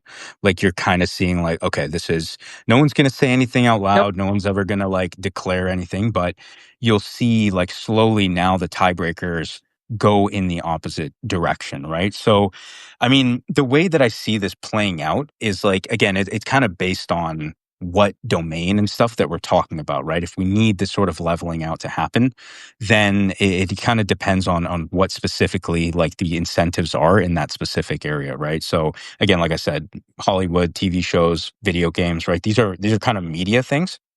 And so if we're seeing, the girl boss trope in like literally every single piece of media and all that stuff, guys are not going to show up to that. So They're going tiring. to go bankrupt, and then something else is going to take them. I don't want to watch that. Yeah, Lots exactly. of women don't want to. Lurpa, you don't want to watch that, I I assume. hate that shit, man. Yeah. Exactly. And I think like not to make it political, but like I think that's exactly what we saw in like the 2024 election, right? Because all the media was slanted in one way, like all the major news outlets, all the major publications, right? And so what we saw is that guys just kind of abandoned that specific media, right? They went to Yeah. to YouTube, they went to Substack, they went to Twitter or X, right? So like what ends up happening is that, I mean, over the course of maybe 5 to 10 years, one way or the other, I feel like it kind of corrects itself. I don't know. Like, I feel like with a lot of these things with like the gender debates, I kind of feel the same way with like these fat influencers. Like, you can only be 500 pounds for so long, right? Like, you're 500 pounds at 25. By 35, that problem solves itself one way or the other, right? Like, you just kind of, so then, like, I feel like it's the same thing with a lot of these, with a lot of like the discourse around like finding someone who's in your own league and all that. It's like, listen, to put it bluntly, you either have to lower your standards or kind of just accept that you're going to not find the person that you look for, right? And that's kind of what we saw early in the like a few months ago with that whole like, men, where have you gone, right? It's like it's still there. Like, it's just, my God. you just got to be more realistic. Like, that's pretty much it. If you can't tolerate men's like way of communicating, then they're just not going to want to be around you. I mean, I don't know. I used to take a lot of offense to things men said when I was a woke feminist, and life was pretty tiring, and I was pretty annoyed. And it's just tiring is the right way to put it. Yeah. Go ahead. Oh no, I was just agreeing. Tiring is the right way to put it. Yeah. Very tiring experience. It's exhausting. How did you meet your husband, or what? Because you and I have talked about how we have been married before, so I'm just curious what that experience was like for you. However much you feel like sharing. Oh, my first husband. What's the difference between them? Actually, that's what I'm curious.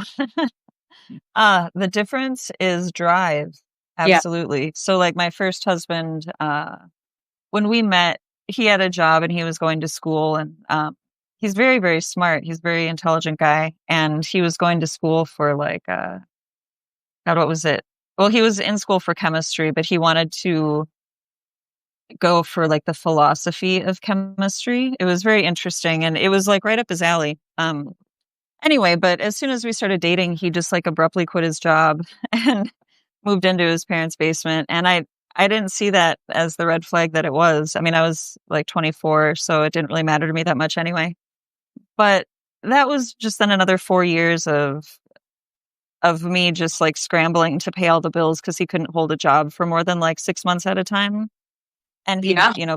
be drunk or stoned for most of it. And so Oh, that fell wow. apart. Yeah, that fell apart right after during the Occupy thing, actually. I was involved with that, and that just sort of propelled me to change things, and so we divorced. But my second husband, no, he's a very driven person, and very different from anyone that I used to be with. Like, I would always go for like the starving artist archetype kind of guy, My husband is not that. Like, he's a musician. He traveled, like he was in a touring band for a while and stuff, but he's also in the military, and his job is military related now out in the DC area. So he's got more of that sort of aura about him. He's more reliable in that sense. So Yeah. you bring up points of like, what does masculinity mean? So you pointed out drive, sort of discipline, right? What was the third thing that you just said? Well, he's Reliability. reliable. Yeah. Reliable. Okay. These three things are not like things exclusively men should have. We should just all have them, which was a point that I was making in my own feminization response to all of this discourse, is we women need to have more masculinity in us that's integrated and stop leaning so deeply toward the feminine pole. Like, you need some balance between these two polarities, and everyone has both in them. I'm more masculine oriented, cognitively speaking, and in communication style. And that it took me a long time to accept this about myself and stop trying to fit in, because women just kept punishing me for this. Right. Because I don't speak like a child, and a lot of female speech, frankly, sounds infantile to me. The way we does, right? Like, there's no erudition, there's no nuance. It just, we are rewarded among each other for sounding like children. Men are not telling us to sound like children, right? Like, and then the other thing, actually, I was looking up, it's actually women who judge women's looks more harshly than men do, because men kind of have a binary, like attracted, not attracted, whereas women are scrutinizing every little thing about your appearance, which then encourages us to algorithmically, like, because we're all just on fucking Instagram, to then do all these fucking procedures to make ourselves look more like children, right? That and then so women who don't want to do these procedures end up paying a penalty for not doing them and daring to just age naturally. Right.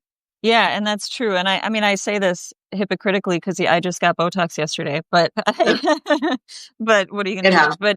But yeah, that's the thing too, is that what I find interesting is that, yes, women will completely judge the appearance of other women much more harshly, but only behind their backs. Because one other thing that I've noticed is that I don't believe women when they tell me that they think I'm pretty or beautiful or anything like that, ever. Because something that I've noticed is that they will tell literally anybody the same exact thing when you can tell that that person is objectively just simply not that attractive. And I'm like, so is that how you see me? So I just don't believe them. I just simply don't. And there was one period a few years ago where like I looked my absolute worst. Like, I was maybe like almost 50 pounds more than I was now, and my eye was all fucked up, and people called me beautiful more often than I have ever heard in my life. And I was like, that's clearly to make me feel better, and it's clearly false.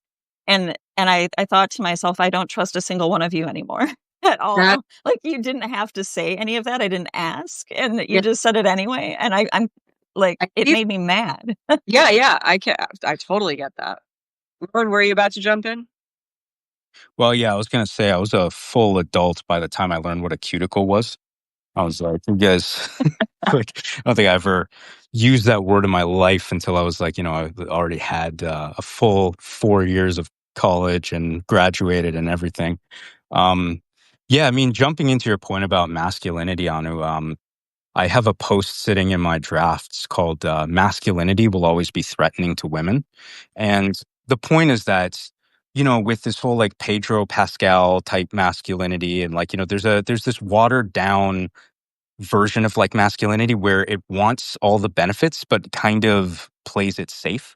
Yeah. And one of the attributes that will always be a part of masculinity, to whatever extent masculinity is a concrete thing, it's this ambition and it's this drive to make yourself more powerful. Yeah. Right? You will want to make yourself more powerful, and How dare you? the you can use, like, I mean, I see it like a muscle, right? You train a muscle, it gets bigger and stronger. You can use your muscles to strangle someone, or you can use it to protect that same person, right? So masculinity is the same thing. Like, you will strive to attain power, and you can use that power to protect people. You can use that power to hurt people, right? And so there's always going to be that element of threateningness to it, because like power itself is a threatening thing. Right. Yeah. And so, it kind of got me started because I was watching this podcast. There's this guy called Ned Fulmer. It's like this corner of the internet that I never go to. Right. He's this dude cheated on his wife and then made her come onto his podcast to talk about it. And it is the most painful conversation that I've ever seen. This poor That's woman horrible. has to sit there and like make it seem like they're going through it together, right? And in this case it's the guy, but the guy's using therapy speak to make it seem like, they both, were traumatized or something. It would be like if like a Jewish person and like a Nazi like sat down together, did a podcast, and talked about how they were both part of a traumatic event. And you're like, this is a completely different like situation here, right? For between the man and the woman. And the point I was trying to make there is that there's like a group of like, I don't know, millennial Reddit type guy who's like very meek and like, just doesn't try to appear threatening at all. And it's like, that's not the same as like having any sort of virtue, right? It's like saying, I'm going to try and make myself less threatening to women. So I'm not going to work out. I'm going to get super fat. I'm going to make my muscles shrivel up. So therefore women will see me as threatening. So therefore they'll like me more. Like, Do they do that on purpose though? Is that a conscious thing? that's a good question. I think that, see, again, this is where I do a little bit of like ancient problem style psychoanalysis.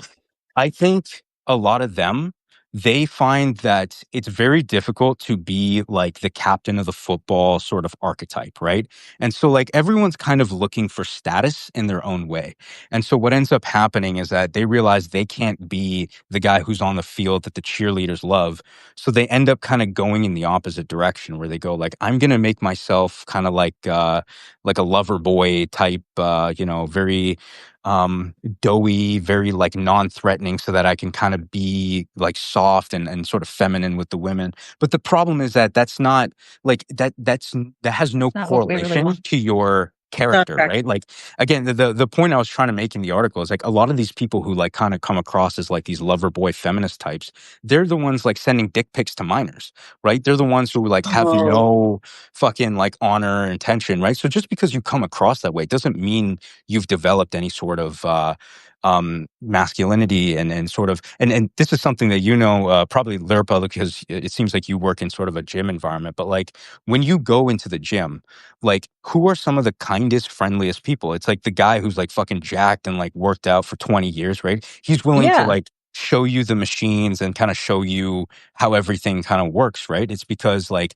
that guy understands more than anybody what it's like to struggle. And it's like, I think the captain of a football team archetype is like been maligned, because it's like, yeah, sure, he's the captain of his football team, but that dude knows what it's like to run into another man full speed and just get his bell rung like a whole bunch of time. Like that guy's been humbled more than the nerd ever has. Yeah. And so like I think a lot of times like a lot of like guys are confused because they choose like, the asshole like type of archetype over them. But it's like a lot of women would like to date the nerd, but they're more afraid of the nerd because they've never been like vibe checked in their life. They've never been fucking had to go on a field and like play in a high stakes situation. I see this a lot in like sort of the academic environment. It's a very catty environment. It's a very like, people who pretend like they're just in it for the pursuit of knowledge, but at the same time they want to get published. They want to have their ideas out there. I mean, quite frankly, I see it a lot in in the Substack, sort of circle where it's a lot of people who want to make their name in like the quote unquote battleground of ideas. And I'm like, guys, this is bullshit. Like we just go on the internet, we read some stuff and then we post it. And it's like, it's not that big of a deal. Right. So anyways, like that was kind of my main point, that there's an element of masculinity that will never be safe. Like it'll never be like this No, you can't have it both. patriarchal protect the dolls type shit. You can't have it both ways is what I'm hearing basically, is like, if you want, as a woman, if you find, that attractive, then you're going to have to, actually there's a lot of preference falsification here. So I know we all, you and I at least, Rowan, are ambivalent about Scott Galloway. I was watching him on the Modern Wisdom podcast, and he was talking about how, like, a lot of men have taken the cue to be non-threatening to women, but the men that women are actually complaining about are going to continuously still do that behavior. They're not the ones changing. It's the like slightly lower echelon and below who are taking this feminism, like, desire for safer men to heart, and women don't find it attractive. So then women apparently tell Scott Galloway that they whisper in his ear that they want like a masculine man, instead of just being honest, because women punish them for fucking being honest. And I married a nerd. It didn't work. It just didn't. I married a safe, feminist coded nerd. That, and another thing is, actually, Lurpa, I'll turn it back to you, but I have noticed though that men who are able to hold strength and power, whether it be physical, mental, whatever, like that's like attractive in a person just in general, right? Mm-hmm. And so my to be husband does boxing and various martial arts. So he sees it as, I am, the point is not to be aggressive. It is to have enough strength to de-escalate and like be reliable, if that makes sense. Yeah, absolutely. Yep. And yeah, my first husband was also, he also called himself a feminist. And I remember the first few weeks we were dating, he got me that book called Cunt. I don't know if you're familiar with it, but it's just a feminist manifesto about vaginas. I don't know. But so I was like, this is so sweet. And then literally like a week later, he said something about how I wasn't really his type. I think, God, I wasn't even like chubby or anything, but he like made it sound like I was. And I don't know, I was like, this is so ironic considering the book you just gave me about like accepting my body and whatnot. And it's very ironic because it goes right into that whole stereotype of like the hyper feminist man actually being kind of a dick. And he especially about gender. I mean, he had a lot of mommy issues, Well, it's funny. Like, so I have a post that I deleted. Actually, I ended up parsing it off to some other stuff. But like, I originally had a post called "I am the only true feminist" on this website. And basically, the point that I was trying to make there is that, as much as like, because I'm pretty directly confrontational whenever I'm replying to certain feminist rhetoric. And, I like to make fun of certain posts that come across as silly. But it's like, I at least take the ideas seriously, even if I'm like kind of clowning on it. And, people, they have their comment, I get called like an incel or a dumbass, whatever, it's fine.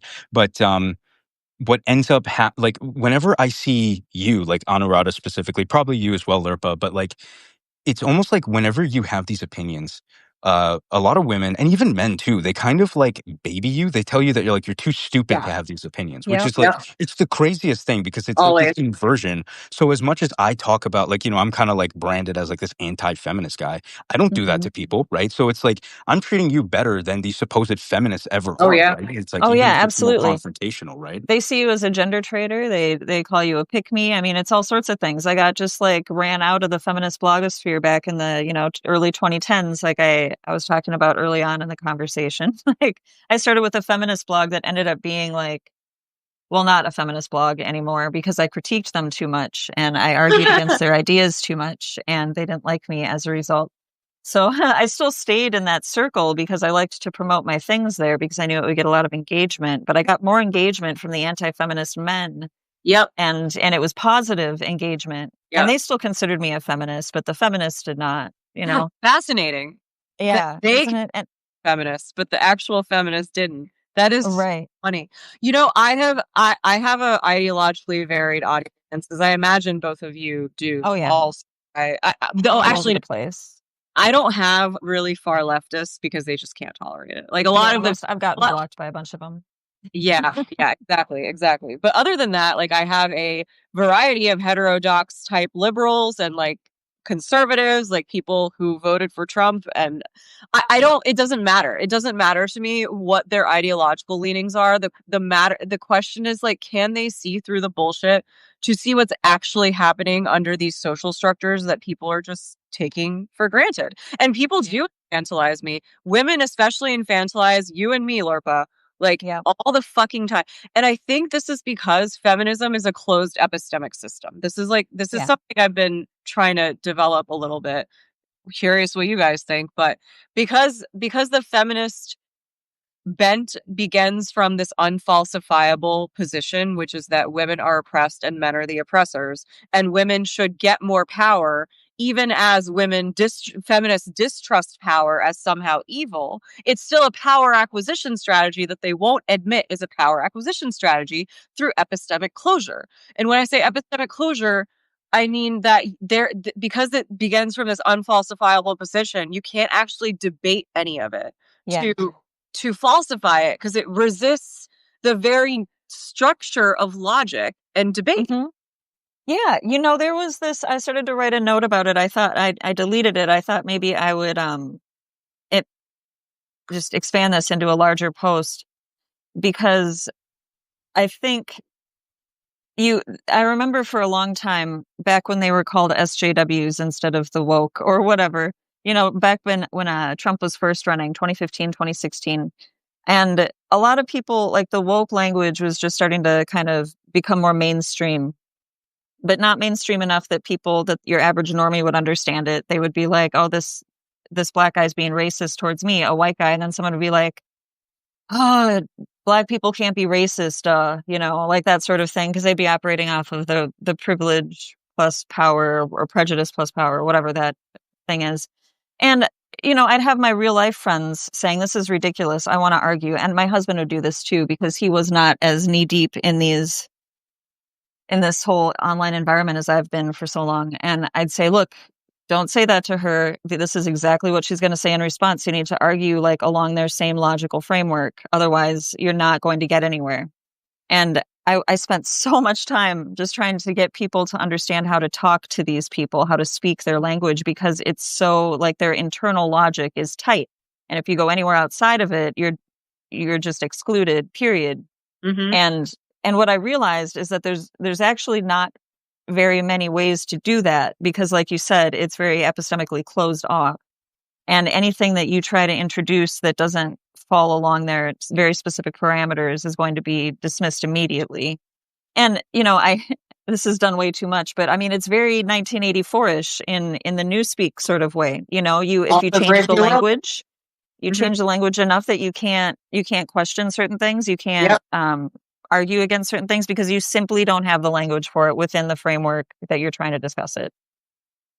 Yes. Yeah, I mean, it's not really bigotry if you're bigoted towards everyone. I mean, you're treating everyone equally. Like, it's you're just making jokes. I think that's the most difficult part, right? Like, I'm not like this is the thing that I think I've told this story, so I apologize if people have heard of it before. But like, I remember attending this seminar of like this person talking about like networking.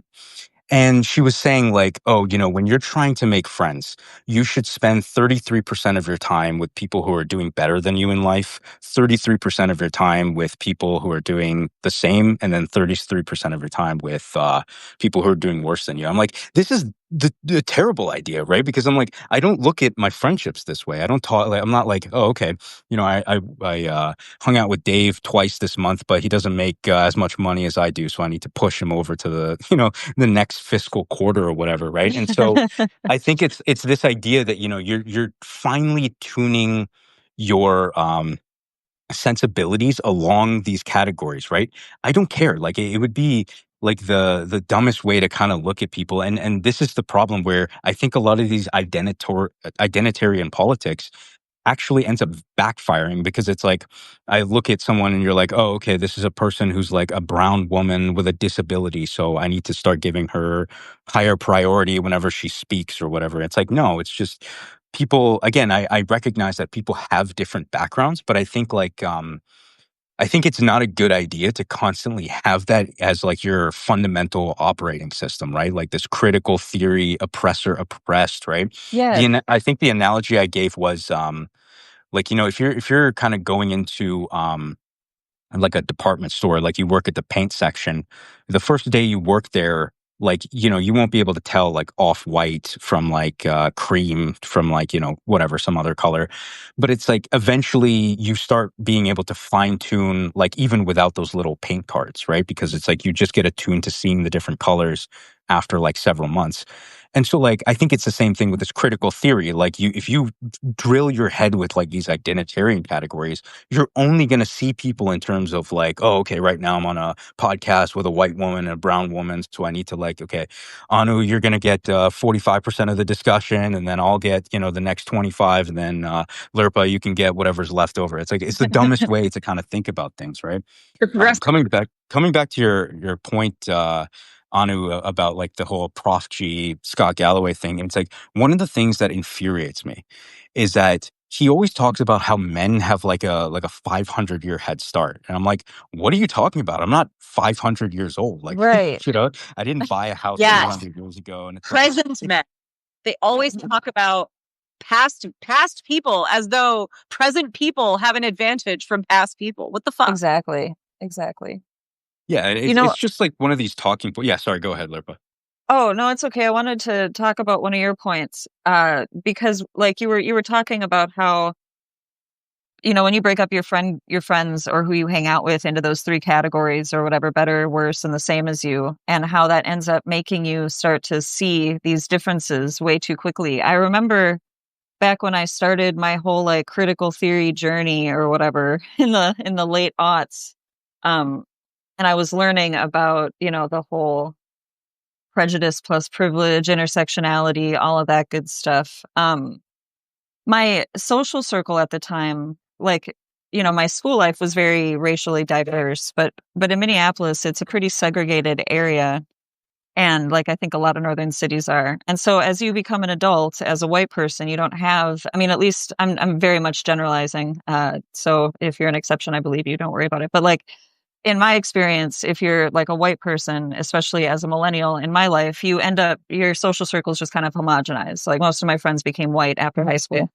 And so I started learning about all of these things, especially in particular about racism. And it got to the point where like I didn't hang out with enough black people, to like ground myself. and like I read all this stuff, and it made me like, I had a couple of black coworkers who I swear to God I had no fucking idea how to talk to them, because I was so like, I don't want to say poisoned, but I feel like that CRT stuff poisoned me, because it made me see them as like not normal people like myself, but as special, unique, like both highly oppressed but highly powerful people at the same time. And so I was terrified of saying the wrong thing, like to a black woman I worked with. I would talk like the way that they make fun of white people who are uncomfortable around black people in sitcoms. That's like who I became for a while, and it was very embarrassing. And and it's kind of funny looking back, because I moved to Virginia, which is much more naturally integrated, just being in the South. And, the demographics are different. It's very different here. Virginia, literally, I don't like Virginia, but it cured me of that really embarrassing white lady thing, that CRT gave me. Like, it really did make me separate all these people way too much. It was not helpful for interpersonal relationships. It wasn't helpful for anything. I couldn't work with people properly. Like, just putting that in my head, it made me almost dehumanize people who weren't white. Yes. The whole bodies thing, black bodies. What the fuck is that? I hate that so much. It's so cringy. It's gross. Like, it grosses me out to hear it. I was indoctrinated too, like you were, by CRT. So I my education was basically I was in multiple departments. I managed to make some kind of interdisciplinary education for myself. And yet in the departments of religion, history, English, African studies, fucking Latin American studies, all of these departments had a critical theory strain going through them. And when they pretend it doesn't really exist. Yes. Go on. It's invisible. It becomes invisible because it's everywhere, right? It is. And they say, no, this is just a high-level law class that you might take if you're in a specific major. No, that's not how it is. CRT and critical theory in general is being taught to all of the administrators, all of the teachers. Maybe you're not setting your third grader down and talking about the inequities of housing law from the 70s, but you're still imbuing them with all of the critical theory that you've been taught that you want to disseminate across the newer generations. It's very obvious it is real, and it made me so angry. It's literal gaslighting to pretend that this isn't happening. And actually that brings me to education real quick, if we could just touch on that. As you say, it has made its way to the next generation. So I did Teach for America right out of grad school because I graduated from grad school in 2011. Obviously no one's getting any jobs. And I was really conscious of the fact that I was being brainwashed in the TFA training. I was being brainwashed into a particular professional managerial class view of poor people. And the fact, like the whole growth mindset thing, like, oh, well, you can just overcome the disadvantages of poverty if you hold them to high standards and if you force them to behave in the classroom, if you have good classroom management. Not understanding, of course, that poverty is a pretty totalizing condition that affects everything, how you behave, what you achieve, your just level of IQ. I mean, it does lower people's IQs, right? Because they don't get like their parents don't talk to them as much. So they know fewer words before they start school. And so there was this, like women with fancy bags teaching poor kids. And it was such a paternalistic neo-colonial thing. But and they probably studied these concepts, but they don't understand how they are being neo-colonizers and paternalistic toward the subaltern audience or the subaltern population of this country. It was like. Anyway, okay, let's go to some comments. I'm sure that they've been like probably. One of the funniest things about the feminization discourse is that every center-left person hates the changes Andrews wrote about. But because she connects those things to sex differences, gender norms, they start pulling their chins and shooting squid ink. That is a great point, because I've also written a lot about this, is that the denial of sex differences is actually the bedrock of the professional managerial class project. It is the bedrock of their moral authority. It is the foundation of feminization, the pretense that men and women are exactly the same and are interchangeable. That denial, and then of course it's the bedrock of gender ideology. So all these things go together, and they're predicated, I think, upon the denial of sex differences. And with that, the denial of the fact that there are more men at the extremes of IQ than there are women. So there are more men who are smarter than most women and more men who are dumber than most women, is how I would explain. And the James Damore thing, which I was at Google a few years prior to that, and I was in the HR context. So I saw a lot of what he was saying happen. And I was hiring privileged Indian women and privileged white women under the guise of diversity, right? It was the first diversity recruiting team that I was on. And those two privileged sets of people were getting hired under affirmative action. Those are the people who are least in need of affirmative action. Exactly. Right? Yeah. I don't know. And yeah, go ahead. Oh, just like the whole idea of, Harvard taking in, say, Nigerian immigrants who are highly educated already and very wealthy, and then considering it a diversity, admission because they're Black, which, I mean, they're incredibly privileged. They probably could have gotten into any college they wanted, but they're brought in under the guise of diversity, even though they don't consider class to be it. No, they don't consider it part of diversity at all. And what's weird is, like, when you bring that up, when you in this conversation about affirmative action, when you bring up the fact that Black immigrants from Africa who came recently have a far higher educational advantage and parental advantage than American Black people who end up not getting into these colleges, right, under affirmative action. When you bring that up, like, they just don't address it as though it's like a material thing to care about. And that's, of course, because they care more about the symbolic than the material. Yeah, exactly. The symbolism of simply the skin color rather than the entire background of the person and whether or not they might deserve this opportunity or not, or at least in that particular fashion. Yep. There's someone said among center-left writers and especially commenters, you hear the term econ-brained. It means dwelling on things that are good but emotionally unappealing. Econ-brained. Rowan, are you an econ-brain? I hope not. That sounds terrible. He makes fun of economists all the time. I mean, I talk about these economists, and this is the thing. I mean, this is sort of an oversimplification of how I think about a lot of these econ guru guys. But it's like, if you're a grown man and you've never done 3 consecutive pull-ups, I don't care what your opinions are on like anything, right? And it's like, it's because we just have fundamentally different values of like how we think society should be run. And obviously it's a little bit hyperbolic, but it's like, I think with a lot of these econ guys, they were guys that, they weren't good enough to get into math or whatever. And so they wanted to get something that's technical sounding. But, if we're being honest, a lot of economics is part of the humanities. It's more closer to like the literature than it is to anything else. But then Behavior. it's this perfect amalgamation of many of the things that we were talking about, where it's like, they use a lot of fancy sounding words. They use a lot of like things that make it seem like they're doing something that's like scientific.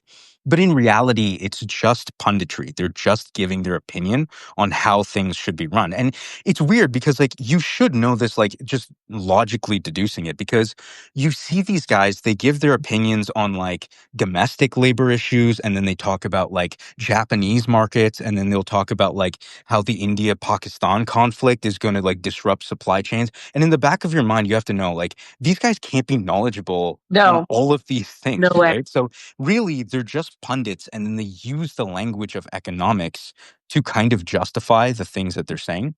But yeah, more generally, it's like, dude, just learn how to do pull-ups, man. Like you got to do like this is the thing. Like a lot of these people who have these opinions, it's like they don't have the same fundamental values that I do, right? Again, I'm being facetious, but it's like it's there's a starting point that I see with a lot of these guys that, it's clearly that they value a certain set of things that I don't value, right? I'm happy to sacrifice a little bit of GDP if it means that our rivers aren't like shit brown and we can like see the sky and like, there's not a whole bunch of pollution and cows aren't getting slaughtered, right? To them, they see everything in terms of like these aggregate metrics. I wrote a post a little while ago talking about how many of the metrics they still use to this day are just like these outdated metrics that don't really kind of give a good picture of the economy. Now, I think it's changing, like, because I think even like these guys are starting to point out, it's like, hey, isn't it weird that out of the top 500 American companies, the vast majority of values is like to the top 7? Like that seems wrong, but it's like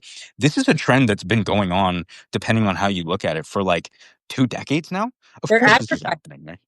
They're all advertising companies. That's the other fucked up part. Is another aspect of feminization actually that reminded me of is we're surrounded by marketing. We're surrounded by the desire generation industry. And we just we've stopped noticing because it's just everywhere. And you have to try really hard to not be exposed to it constantly. So when I'm talking about ontological feminization, actually, the desire generation that surrounds us constantly, desire is a feminine thing. It is an ontologically feminine thing, right? And that's okay. That doesn't make it bad.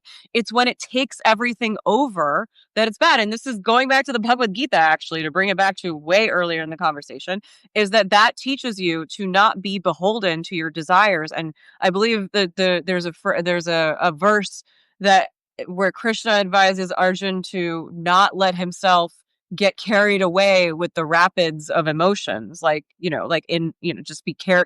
just be carried away in water like that, because your emotions and your desires are just going to carry you away if you don't actually try to control them. The book that I mentioned, by the way, so I mentioned Dagnias. It was Amusing Ourselves to Death. Everyone who is watching, really needs to read that book. That has like high explanatory power for the current moment. And then also, 1984 is great, but Brave New World, I think, is more explanatory of our society, actually. Let's see, what else did people say? The affluent society. Yes, thank you. Someone else said that. I hadn't scrolled far. Move my camera down. Okay, Chris. Did I move it down far enough? Lily says, oh, Lily. Lily is an actual friend, who who said she had to unsubscribe to Rowan because he posts too much. That's fucking hilarious. What can I say? I'm prolific. And that's why you came. Oh my gosh, I'm so happy you're here. Actually, Natalie, I was thinking that you and I should talk. We'll make it happen at some point, I hope. I think it stands to reason, Georgie Borman says, that lower IQ women are harder on feminine, infantilizing language as they're seeking equalization. Yes, they are. Thank you for stating that so well. They're seeking equalization for other women to be kind to them and raise them up. I am unwilling to do that. And Lurpa, I imagine you are also unwilling to do that, which makes us unwelcome in these spaces because you can tell who's not smart in that female only space, right? And as soon as you act as though there is a hierarchy of intelligence, you become the problem. And this has happened multiple times, and I've gotten kicked out of groups because of it. Has that happened to you, Lurpa? Yeah, I'd say probably not in the workplace, more so in social settings. Yeah. That's happened to me. I've never understood pick me as an insult. Who is here trying not to get picked? Oh, this is a way of dampening status competition among women. So if women see that another woman is acting in such a way that somehow gets her more male attention, whether she's trying to get it or not, this is the crucial thing. Yeah. Whether she is trying to get male attention or not, she is susceptible to the pick-me accusation because Rob Henderson actually made a great point about this. I think it's that, or he said that it's that they would have to work harder to get the same attention and they just don't want to work harder. And you know what I've also noticed is that for all the asshole men who infantilize me on Substack, there are a lot of men who engage with me as an equal, like many. Like I don't want to represent the ones who are assholes as like somehow the majority. There are many thoughtful men in my audience who engage with me deeply, and I really appreciate that you don't treat me, you don't infantilize me. Like I appreciate that. But the mere fact of that happening, that is what gets me pick me accusations, right? When men engage with you as an equal, it is seen as giving you attention, whether it is romantic or not. I don't know. What do you guys think? Yeah, that's something that's that exactly. I find interesting. Yeah, go ahead. Sorry. Oh, well, yeah, that's exactly what's happened to me in the past is that like you aren't trying to cater to any man's opinion, but because men agree with you in a respectful manner, they feel threatened. And so they call you a pick me and they just assume or accuse you of trying to pander to them or just trying to keep their attention, almost like an audience capture thing, I guess. But yeah, I just commiserating about that. It's definitely a thing that happens quite a bit. What's weird is that like in the gym, like what I find interesting is that, you know, if you go and you say that you want to work out, you want to drop some body fat, put on some muscle specifically so that you want to look more attractive to women, it's like no guy's going to be like, "Oh, why are you doing like you should do it for yourself," right? But weirdly in the opposite direction, like women have to do this thing where it's like, "Oh, no, I'm just doing it for myself. Like I just want to be healthy." Like there's almost this like refusal to admit that I'm going to change something about myself, especially physical, to make myself more attractive to the opposite sex. I mean, that's you're not supposed to admit that because it's supposed to be a betrayal, or it means that you're centering your life around men instead of yourself. But I mean, I have this theory that we don't do a single thing for ourselves when it comes to appearance. I mean, even if it's not romantic, you know, even if we're not trying to, you know, attract somebody. I mean, I still think about what are the people at Walmart going to think of me when I go grocery shopping, you know? So, I mean, I'm still going to, you know, do something to myself. And it's all going to be based, no matter how unconsciously, on whatever the beauty norms are, whatever, you know, maybe it is based on what I think that men find attractive, even if I'm, you know, a married woman going to the grocery store alone and not trying to attract a man. In my head, I'm still going to be thinking, this is how I want to look. Even if I'm at home alone putting on makeup, I'm still, you know, going to be basing whatever I'm doing on whatever's been conditioned into me to think is attractive, right? I don't think that's bad necessarily. I just think that it's, to be honest, admit it. Yeah, exactly. Just admit it. It's fine. I think Rohan, I think you wrote about this too, and I've been thinking about it also. Who do women dress for? I think women dress primarily for other women's scrutiny, not even for men. I think makeup is fine, and it can do good things for people's features and whatnot. I mean, I don't really enjoy wearing it because it feels just like trying hard, and I don't like trying hard. It feels like a sort of a protest for me to not try hard, if that makes sense. And I feel like that there was you had written about the gym like outfits, or was that you? That maybe that was someone else. I can't remember who it was. But there was a controversy a while back about, or maybe it's ongoing, about how women who dress really revealingly at the gym then complaining about men staring at them. they But hardly ever work out when they wear those clothes. They're usually just wandering around, yes, sometimes wandering on a treadmill for no reason. It's very silly. But anyway. Yeah, I was curious to get both of your perspectives on this, and it's somewhat tangential, but it's like sometimes I read an article from like women's like dating advice on Substack, and I'm like, this has to be sabotage, right? Like it seems to be women sabotaging other women because it's like I read this and I'm like, if you follow this advice, you are going to be alone. Right? I think one of the more recent trends is like I stumbled across this article from EV magazine. I'm sure it's other places, but it's like just having a boyfriend is embarrassing now. And I'm like, yes, this is fantastic. I'm like, this is the greatest article I've ever read. I'm like, this has to be sabotage, right? It has yeah. to be people sabotaging. And it's the same thing that you were mentioning, Lirpa. Like you were getting the most compliments when you looked like you said you had like a fucked up eye or whatever, and you're like, Yeah. you know, I looked like deformed, and these people were like, "You're so beautiful." I'm like, "Fuck yeah, you." exactly. And it's like, I don't know. I sometimes I feel bad because it's like I feel that, with guys at least, like it's like they'll tell you you look like shit, but it's like, okay, now we know where we stand where we with Yeah. each other. It's like it's not that complicated. We're not thinking about it. And to your point on it, it's like, yeah, I probably wouldn't notice if someone was wearing like a dress like 2-3 days in a row. Like Nope. you don't notice those things, like or at least I don't, right? Like maybe I'm not Men typical, don't notice shit. I Men mean, don't yeah, notice. Yeah. you guys don't notice things, and it's fine. I don't expect it. I don't expect you to know where things are in the house. I don't expect, like, there are a lot of things I just don't expect that I used to, because I recognize that they are just not men's strong suits. So Yeah. so I'm sorry. And the thing you were asking about, though. Oh, the boyfriend thing. Oh, okay. So Rob Henderson also wrote about this, and I thought it was like smart. I don't, and he also noted that the women who are saying that it's embarrassing to have a boyfriend themselves have boyfriends.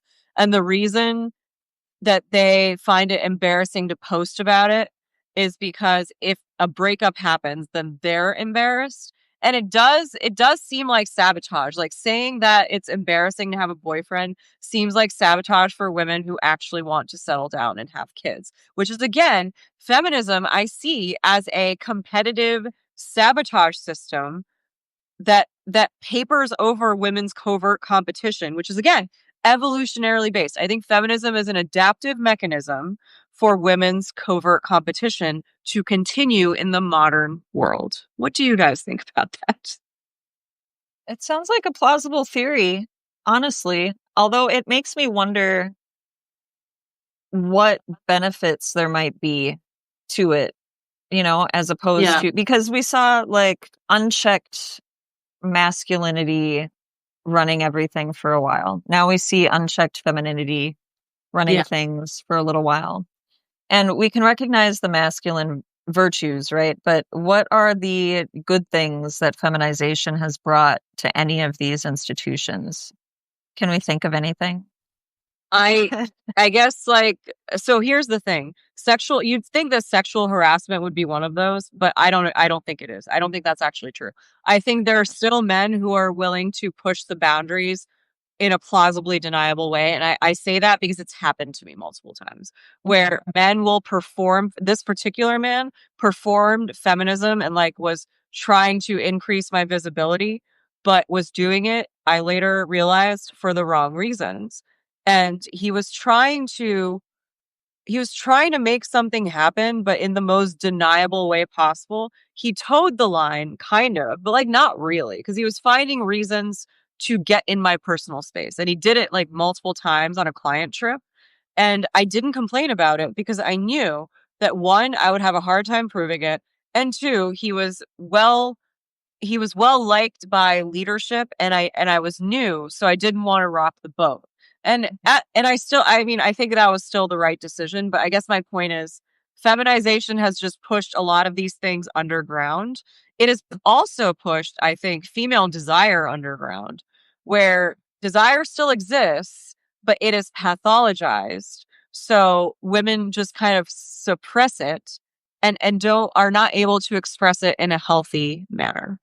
Yeah, I would agree with Yeah, for that. sure. I worked at a startup, like about over a decade ago, and it was an all guy environment, right? So like this idea that, women are going to come in and sort of ruin everything. I don't think that's true, right? Because you kind of, if, an all female environment, it like kind of turns into a longhouse, then, a lot of this stuff like that, was at our work was kind of like a more frat house environment. It was a lot of like work hard, play hard type shit. And I'm like, and it's funny because overall, I feel like the way that I personally treat work is more feminine coded. Like I don't really someone said it right. Like I clock in at 9, I clock out at 5. Like I'm not gonna gun for the promotion.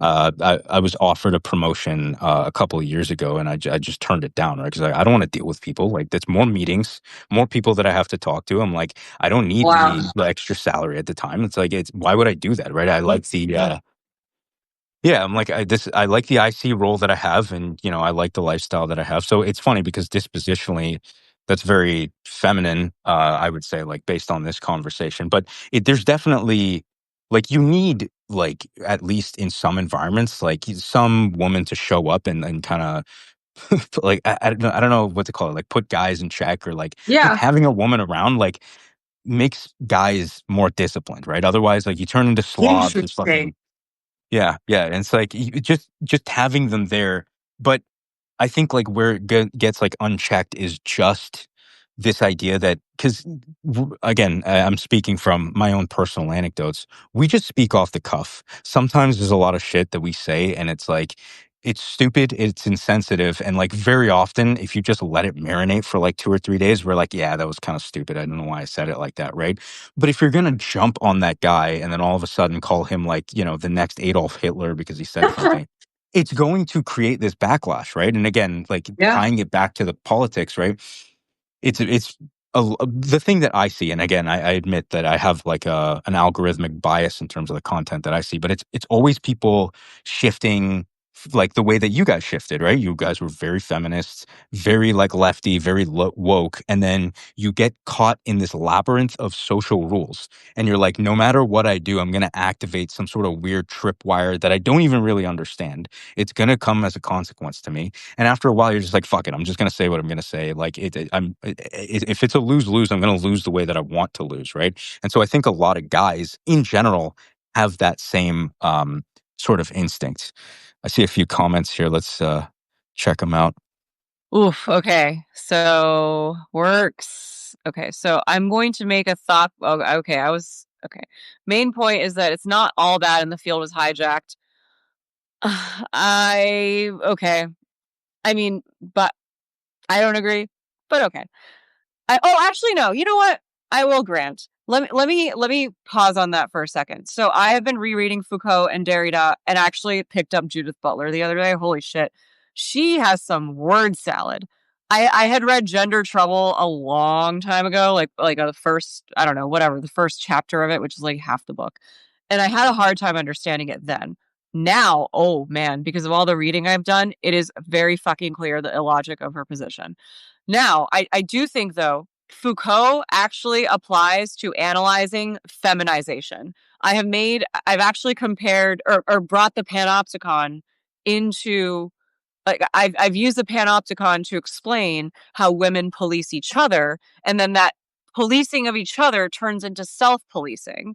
So there is no authenticity in women's society because of all the policing that happens. So women like me and Lurpa can't actually be ourselves because we get policed. And that is straight out of Foucault. And then separately, feminist philosophers applied Foucault to the patriarchy to say, oh, well, there are all these like patriarchal male privileging structures that erase women. And I am now using Foucault to argue the opposite. So I think Foucault does also have actually explanatory power. So you know what? I take it back. I agree with you. But I think critical theory needs to be used against the left. And so that's something I'm trying to do. We had a guy for a short time in an all-female department. He chilled everything out, and we were more. It's funny. I actually also I don't know if you guys have noticed this. So I've worked on all male and all female project teams. On the all female project team, there's just like always this ambient anxiety and emotion that's just always there. Like I don't know what the anxiety is about because often there's not really anything to be anxious about. And when there is, everyone freaks out. And then all male project teams, even if the project is fucked, everyone's just laughing about it and making jokes. So it's hard to be anxious about it. And frankly, I prefer working with that. Why would you want to be in an environment of neuroticism and ambient anxiety? I just don't want that.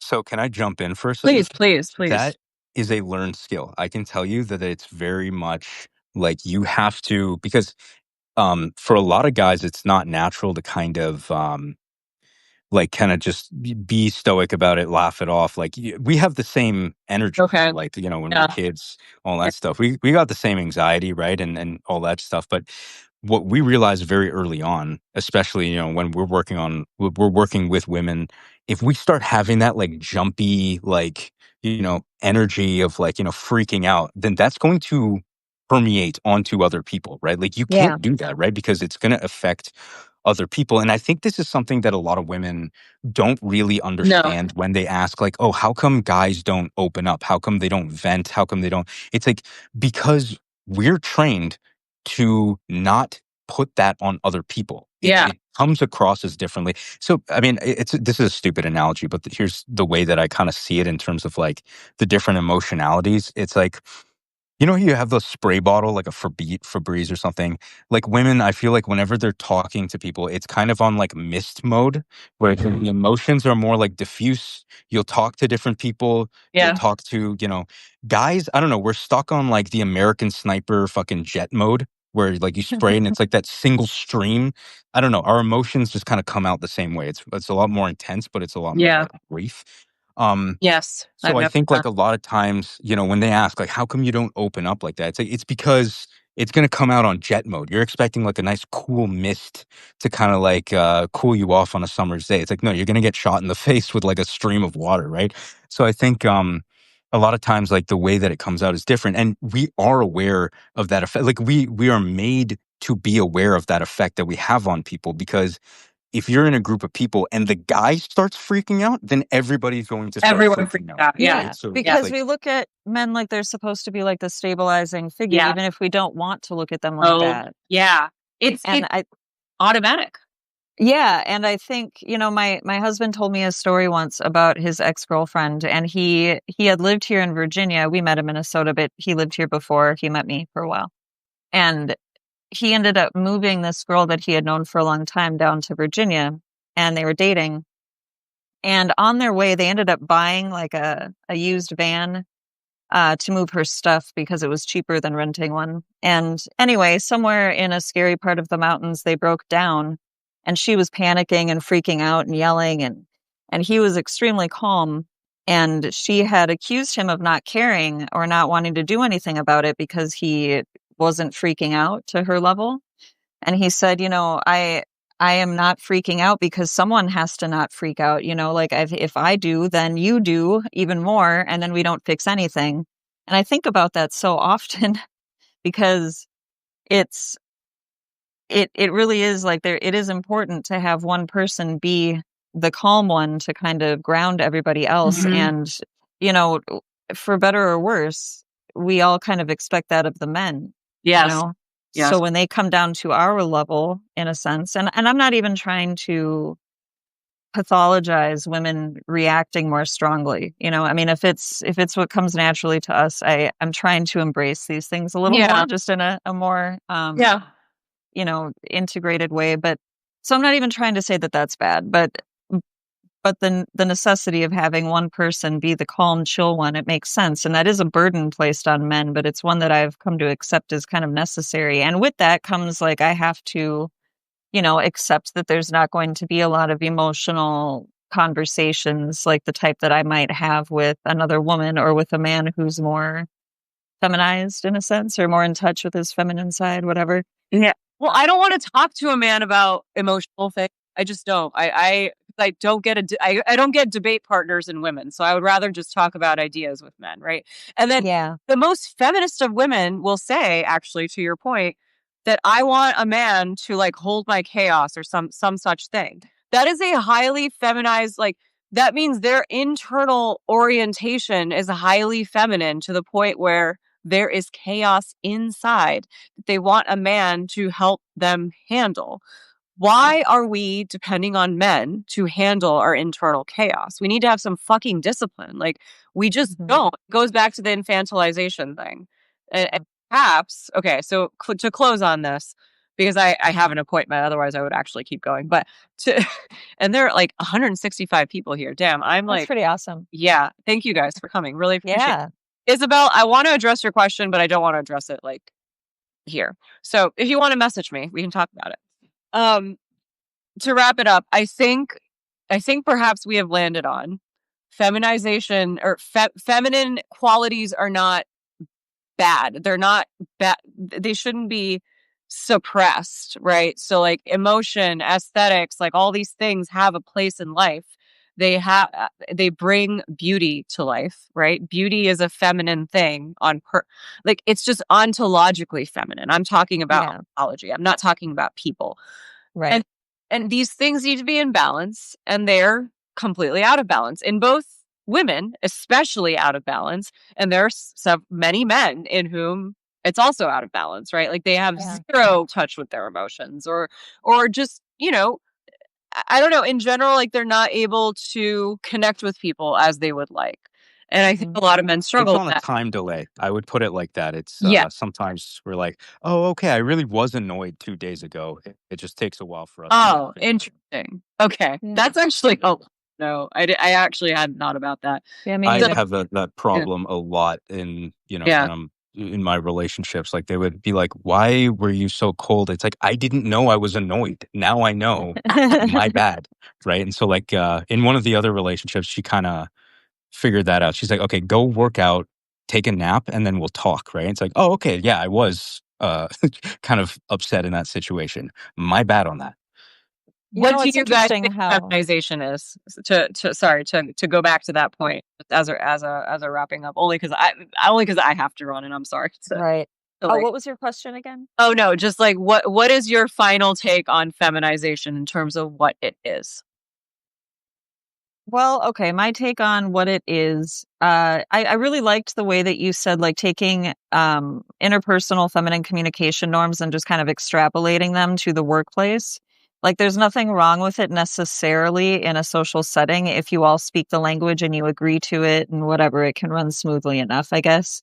But yeah, extrapolating that out into the broader world is the problem. I'd say just like, say, just for example, the locker room talk that no woman wants to hear about, like bringing that into the workplace isn't very welcome either, right? So it's more like bringing these things that should remain a little bit more private or a little bit more internal to the group, bringing it out where it doesn't really belong. That's kind of the boiled down version. And that like, agree. Yeah, when you do all that, I mean, when you lose the drive for truth, it becomes a real problem. Yes. Yeah. So. For sure. Truth. Rohan, you got the last word. Yeah, I mean, so two things like to in terms of the feminization. I think the one concrete piece is that survey by Bo Weingard and Corey Clark, where you see this consistent thing of prioritization of consensus over truth, Yes. right? They literally say it, right? And I think there was a Yep. thing by Greg Lukianoff, who like he recently made a post where they were talking about how men are more tolerant of opposing political views Yes. than women are of their own, right? Yep. So that's kind of my piece. I did want to say like while we're here, I've been meaning to tell you, Lerpa, like for a long time, is like just for all those listening, like I would say maybe several months ago, like when I was writing, like basically nobody was reading anything that I was writing, and I would just randomly message people. I'd be like, "Hey, can you please check out my post, like just so I get like 5 people who read it?" And Yeah. Lerpa was consistently one of the few people who actually responded, actually took the time. So I just wanted to say I thank love you because that. I do appreciate Yeah. that. There was a small handful of people, you, like John Carter, Alexander Helene, like they actually took the time, and I really appreciate it. And for you, Anu, I know that several months ago, like occasionally you would message me as well, and you were like, you know, yes, that is true. Like I would write about, the entropy of feminization, and you'd be like, yeah, we're kind of on the same level. And again, I appreciate that as well, right? And quite frankly, I think moving forward in terms of like where this is going, like I'm going to see people. I mean, Helen Andrews is a perfect example. You're going to see people just kind of be wannabes of the things that you're already talking about. So like, I think it's great to see. I love that. Well, Thanks for both of your support too. yeah, likewise. Yeah, I just appreciate having so many, like a handful of people here who are just mutually supportive. It means a lot. If Natalie is still on, I want to say the same thing to her because she's been incredibly supportive of me, and I think you too, Lerpa. Yeah, I just really appreciate it. Lerpa, thank you. Rohan, thank you. You guys have been awesome. Thank you to everyone who showed up. I will send this out probably tomorrow. Yeah, same. All right. Yeah, Bye. thanks for setting this up. Alrighty. Yeah. All right. Cheers. Take care, Cheers. everyone. Bye. Cheers. Bye.